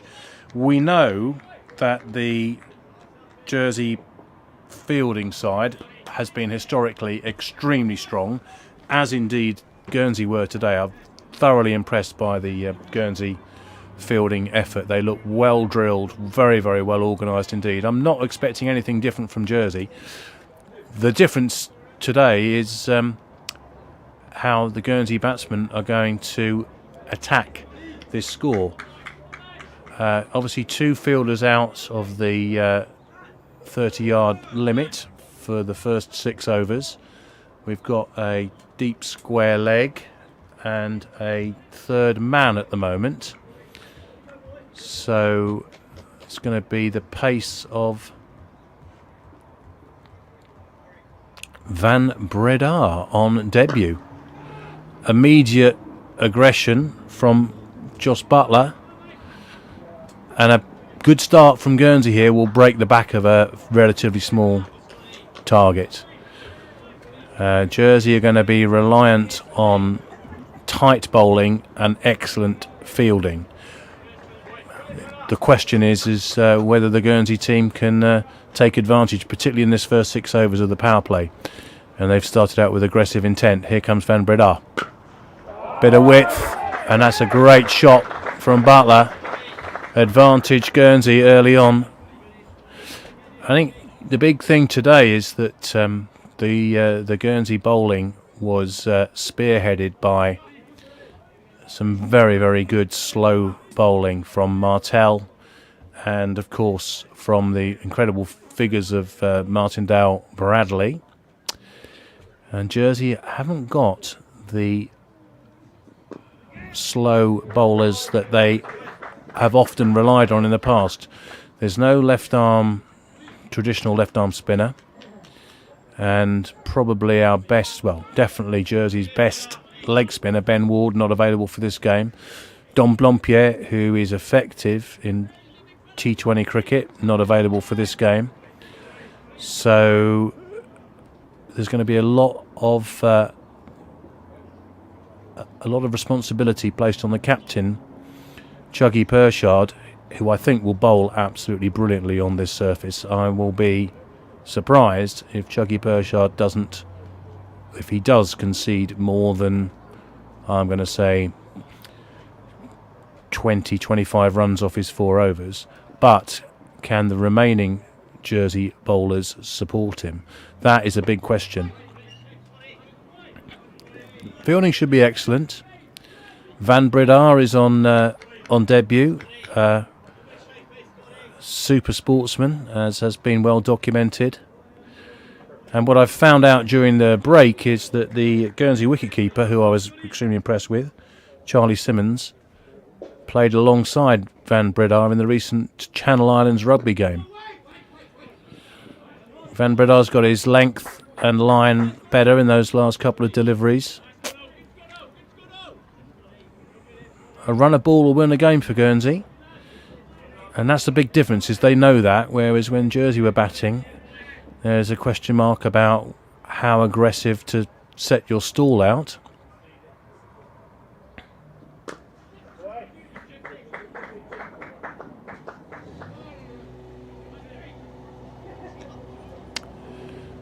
So, advantage Guernsey off the first over. Jersey had lost a wicket in the first over. Guernsey are 8 for none, so they're above the required rate.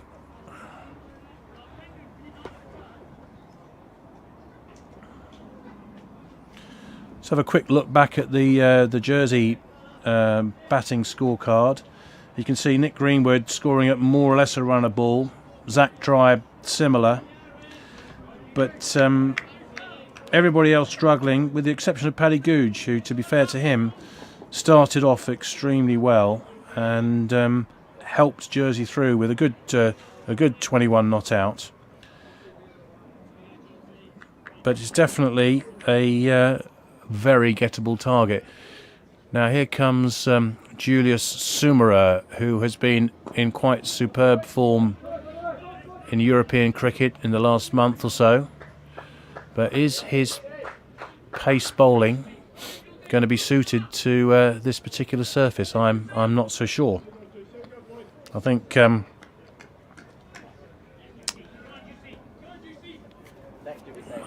in a very strong position at the moment.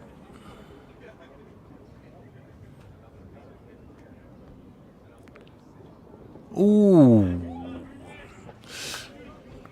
Good straight delivery from Sumera with a bit of pace. That's the most pace we've seen today. Whether you need pace on this wicket, of course, is a different question, but that did show some pace, and I think beat Fitchett for pace. Fitchett, very dangerous batsman. If he gets going, as I mentioned, he could break the back of this relatively small Jersey. That's a good ball, good length, great length from Sumera, and good pressure from the Jersey fielding.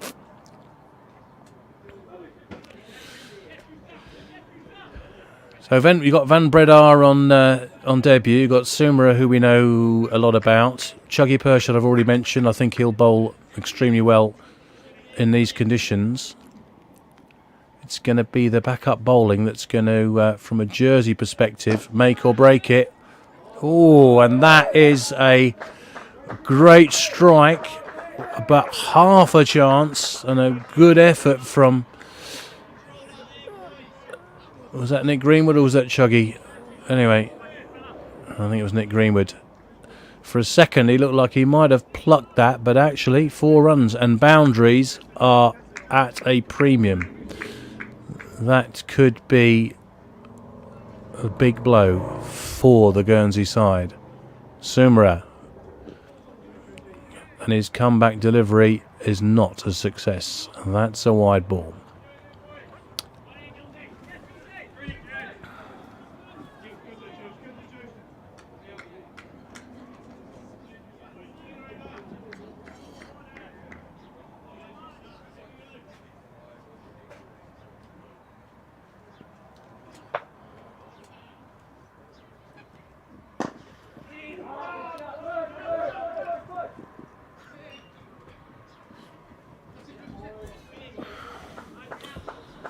More runs for Butler. Guernsey getting off to a very good start here.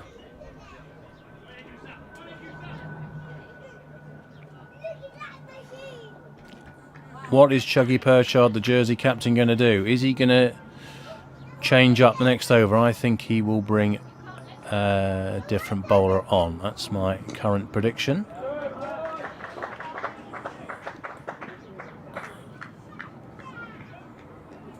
More runs for Guernsey, and the potentially dangerous Sumera has been dealt with fairly comfortably in first over. For his first over, Guernsey 19 off 2 overs, and with a required run rate, simply a runner ball, that's a very, very strong start from an impressive Guernsey unit so far, I would say.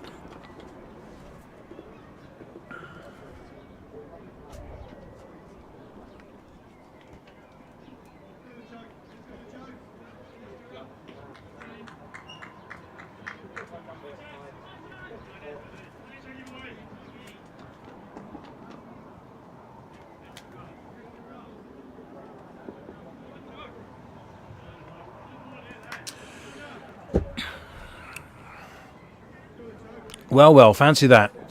My prediction is correct. Chuggy Pershard's bringing himself on early on in the innings, which I think he probably needs to do. And I think he'll bowl well on this surface. Still questioning myself as to who's going to be his backup, though. Anyway, for the moment, Chuggy, predictably, straight, at a difficult pace. It's going to be very tricky to get away. I wouldn't fancy batting against Chuggy on here today.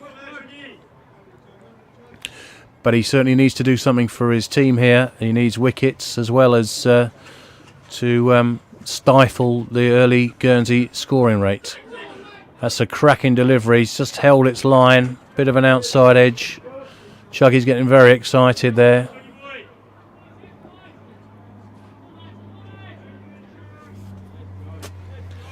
Lee Malloy has rejoined me, fresh from his little bit of fielding practice. They're running the DLS round. Oh, he's okay. An important part of. What's the latest on the weather forecast, Lee? The radar's looking like there's rain around, but it could miss us. As it has done all day, really. We've not seen too much.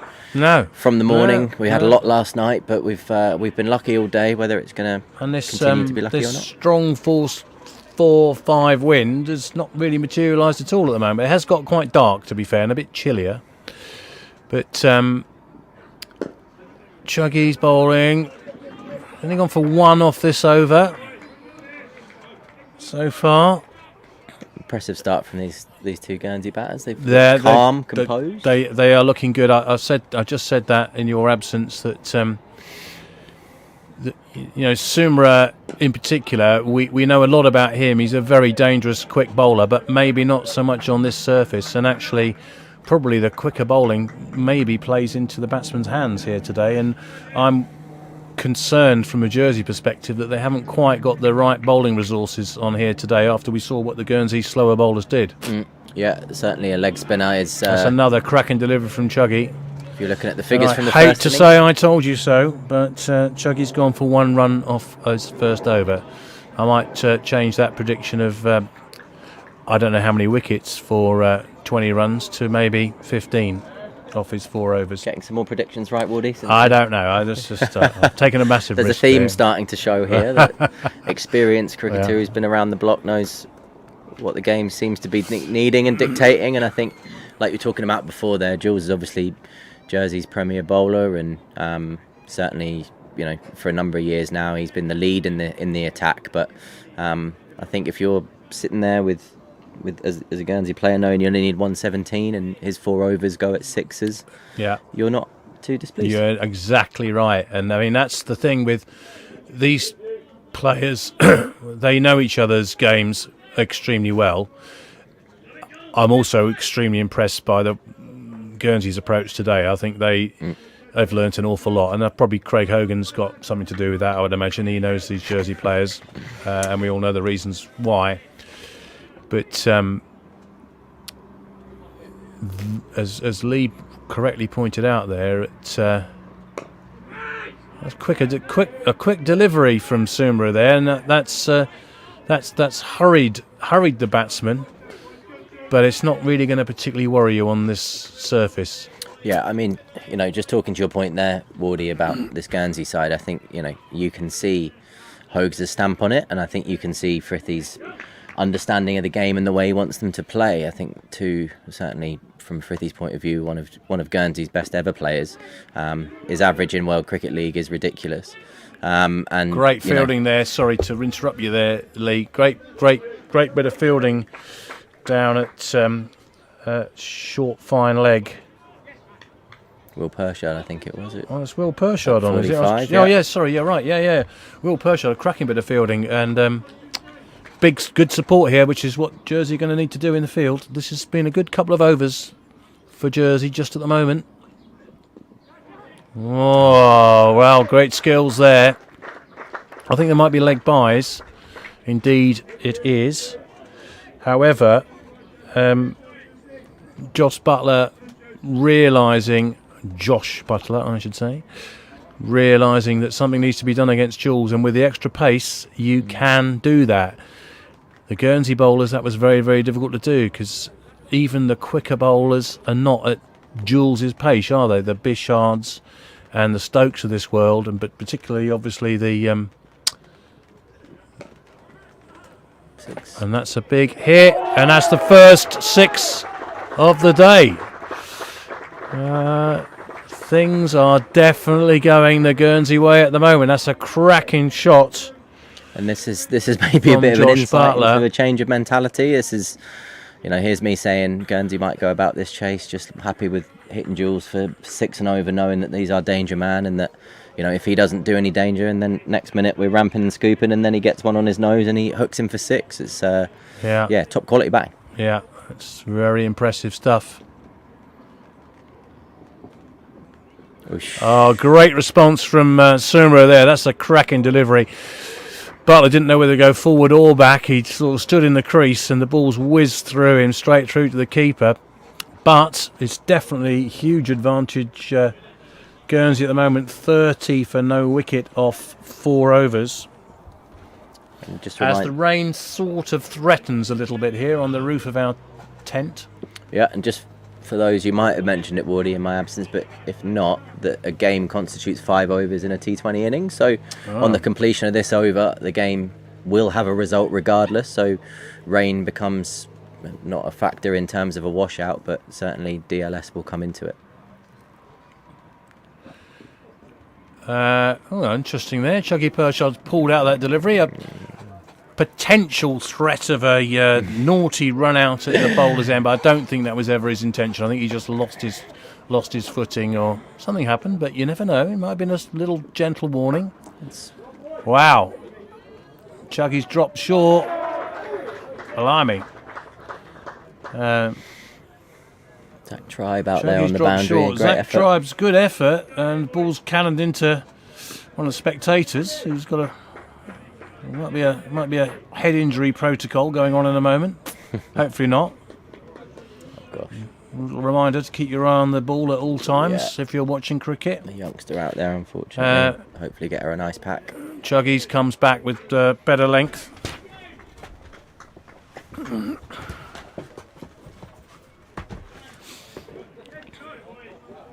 Lee Malloy rushes off to tend to spectator in the crowd, who hopefully will be okay. But a good start to this over from Guernsey once again.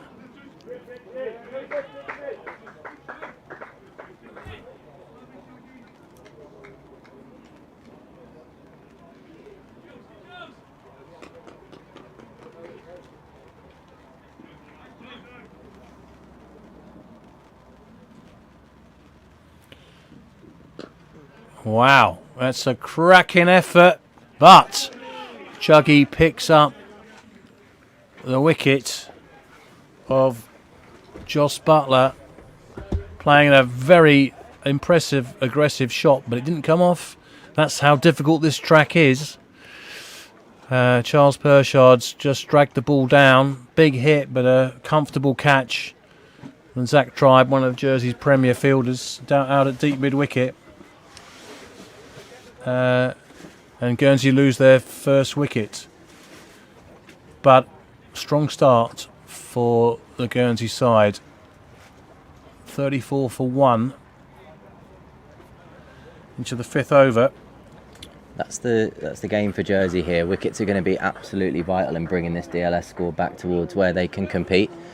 Loss of wickets changes things in DLS score. It jumps it up from where it was to a new score. It was 18 at the start of this over. That wicket's taken it to 26 now. Guernsey still Still ahead by 8 runs, but wickets is the name of the game for Jersey, and another couple more here brings that DLS score back towards an even par. Here's a crucial part of the game. Tom Nightingale, Guernsey's premier batsman, I would say, in his current form, has come to the crease. Batting at the moment against, definitely in today's conditions, Jersey's best bowler. I'm going to confidently predict that as Chuggy Pershard. Certainly most experience, Wardy. Yeah, there's no question of that. There's absolutely no question of that. Great fielding from Julius Summerer keeps Nightingale on the mark. So another over ticks by. Guernsey still in the ascendancy. Yeah. 34 for 1 off 5 overs. Which And Van Bridar looks like he's going to have a go from the pavilion end. So this is going to be quite crucial, really. The debutant, Guernsey sort of got hold of him a little bit in over number 1. I would imagine they're probably going to try and exert their authority again here. Who's going to win this battle, this over? And of course, with chasing a relatively low score, 1 over, one way or the other, can make substantial difference. Chuggy Pershard takes a towel out as the rain sort of threatens. Van Bridar gets that one nice and straight. He needs to keep that line. Fitchett will be itching to get after him again. He's already on 21 off 16. In the context of this game, that is a very rapid start. Jersey want to get rid of him.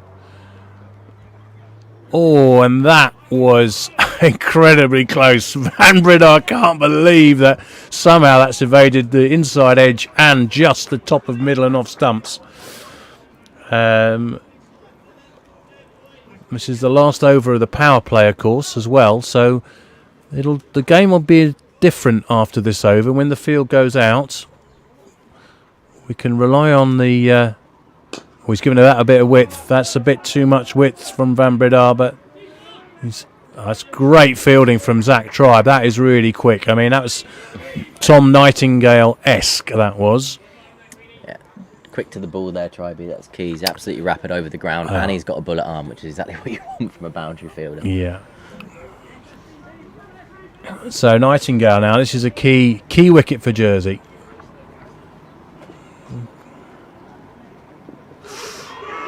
No, surely that's off the pad. Jersey getting very, very excited. I think that's because they know how important the Nightingale wicket is, well, especially Tom Nightingale. And that was very enthusiastic, but never going to be given out. No, you're not getting Robin on that one. He's too long in the tooth. He's seen it all. He's not going to get fooled by that in an Inter Insular. Robin likes the Batman. Oh, good ball. Good ball. That's straight. Jersey fielding looking sharp this over, and suddenly the pressure just begins to mount a little bit on Guernsey. Fascinating game of cricket this. What a great game it is. Rain just threatening. We could do without that because this is such a cracking game of cricket boiling up here.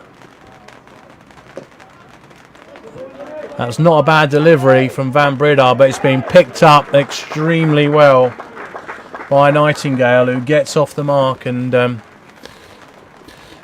pinches 4 runs behind square on the leg side. Rain starting to fall a bit more heavily. This is really, really concerning.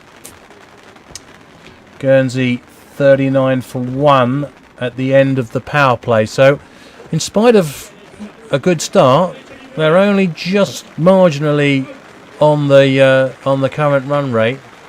Getting a bit heavier now as well. I think the umpires might think about this condition with 3 games to play this weekend, and they're all due to be on this wicket. We don't want to play through it and chew up time for tomorrow, but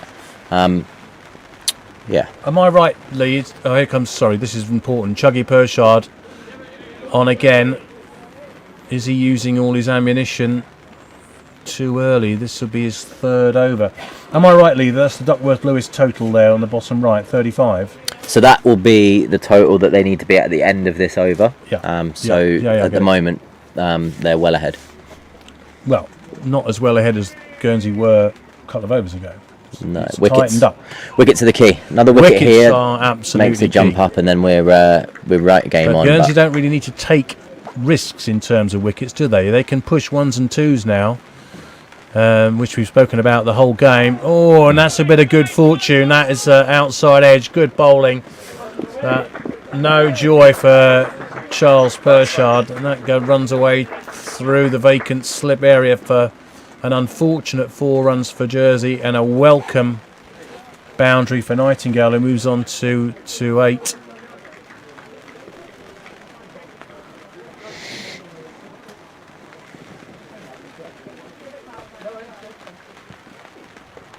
Oh, and that's a great shot. He's picked that up beautifully. This is what he does. He's a dangerous batter. He's dealing in boundaries. He will hit it into strange parts of the ground, but he'll find his areas. We saw in the last over, he walked down the wicket to hit the bowler off his length. He's got a 360 game, and as we said at the start, we knew that this was the danger man. This is that first boundary was good fortune, but that was a cracking shot. He picked up the length very quickly. He wasn't short by any stretch of the imagination, but just short enough for Nightingale to get his hands through it and pull it back with a square for 4. And good response from Chuggy Pershard as the rain falls heavier. It's beginning to get a bit dubious, I think, out here. Yeah.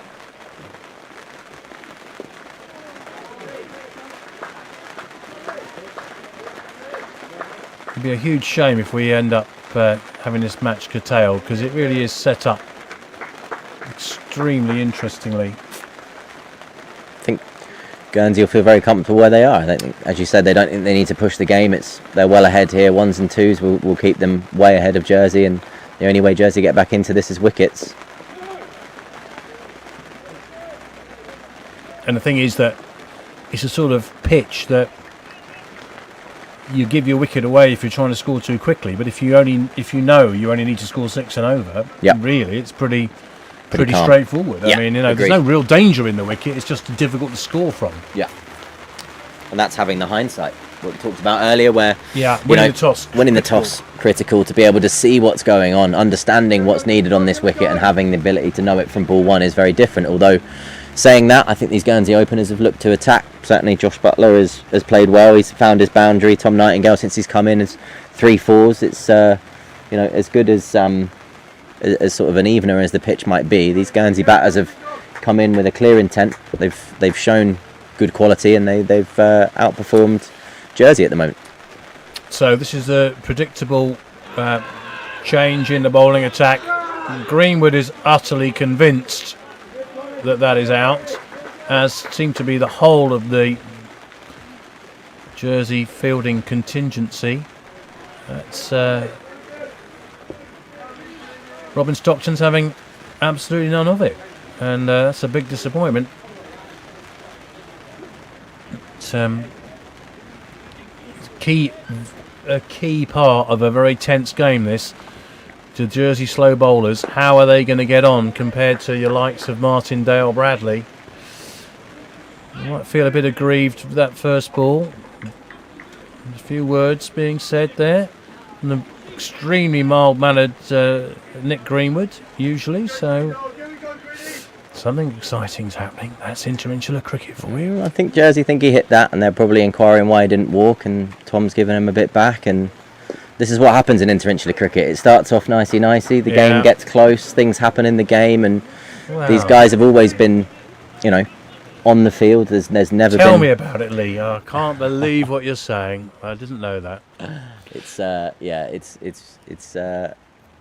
the games go on. It's great. I mean, the historical tradition of the Jersey Guernsey games has been fantastic over many, many years, and there goes an extremely straightforward caught and bowled, and this is the difference between your slower bowlers and the likes of Julius Sumerer and Scott Van Breda. No disrespect to either of those bowlers, but this surface is not going to suit them, and we saw what it did for Martin Dale Bradley, and sure enough, a bit of spin comes on in the likes of Nick Greenwood, Jersey will be relying, I would imagine, on Harrison Carline to contribute here today as well, and probably ruining the fact, as mentioned earlier, that there is no Ben Ward and no Dom Blompier and the good old days of Ben Stevens. I'll give him a mention because he just got married today, Ben Stevens. So congratulations, Steve-O. Best looking couple in London today, I would imagine. No doubt the Instagram photos will be flying out as we speak. Seen a few of them already. Yeah, wonderful. But anyway, the likes of Ben Stevens and more recently Buster Miles and Nat Watkins no longer available for Jersey. So we're reliant on the bits and pieces spin. But Greenwood is a highly capable all-round cricketer. And of course, that was a key wicket of mentioned this of Tom Nightingale, who definitely capable of winning this game single-handedly. That is a great shot.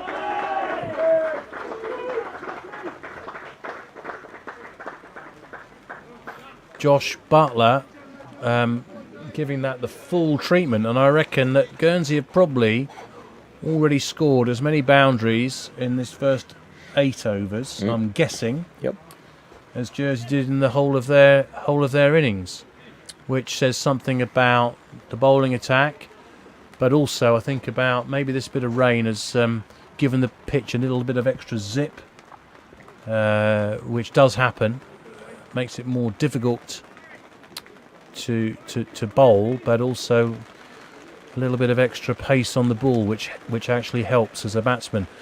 As predicted, we've got spin at both ends now, and it's Harrison Carline. As the rain gets heavier, Guernsey are now about 10 runs ahead of the current Duckworth-Lewis Stern, to be correct, required rate.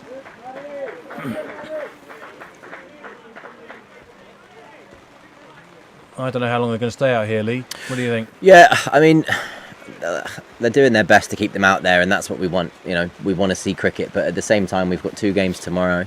You know, sometimes you've just got to do the conditions in front of you. If it was a one-off game and everyone was coming back, no one was coming back tomorrow, then so be it. You play till it's done. But I do think we're maybe at a point here where the umpires have to say, right, this pitch is starting to be too favourable one way.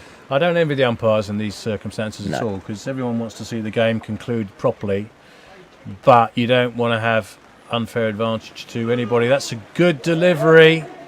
Maybe the skiddy ball has beaten Charles Pershard there in a single taken for Butler.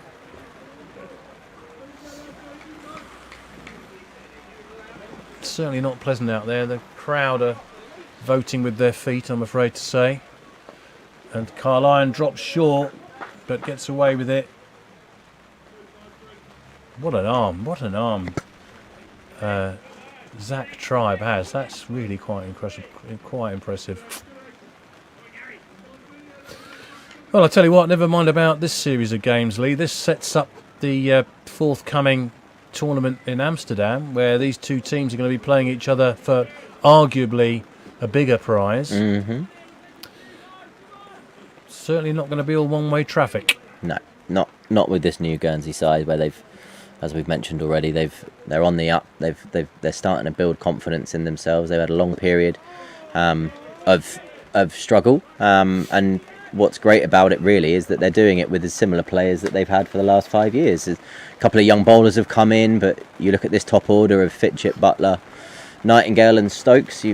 Stokes has classically batted at 4 in all competitions for Guernsey. Butler's been at the top of the order for a number of years. Fitchett's been in and out the side. But I think that's where you have to take your hat off to the coaching staff in that, what they've done with this same group of players that over the last 5 years in particular haven't necessarily had the success they would have liked. They're now starting to see the success in the last 18 months, and it's made a massive difference. So we've got, as the rain gets heavier, we've got Matt Stokes in now, who again is another critical player for the Guernsey side, with Josh Butler's going along extremely well. 29 off 26 The only player so far today to score at better than a run a ball. And that rain is getting extremely heavy here. But we've got a game on now, Lee, haven't we? We do. We have. There's going to be a result, whatever happens. And at the moment, Guernsey are 8-9 runs ahead of the Duckworth-Lewis-Stern target. I can't see him lasting more than this over. It really is getting heavy now. This is a sort of general precedence. I think the umpires try and set where it gets to a level where they sort of say, you know, we'll stay on in this weather, but it has got worse. They're looking at each other and they're staying out.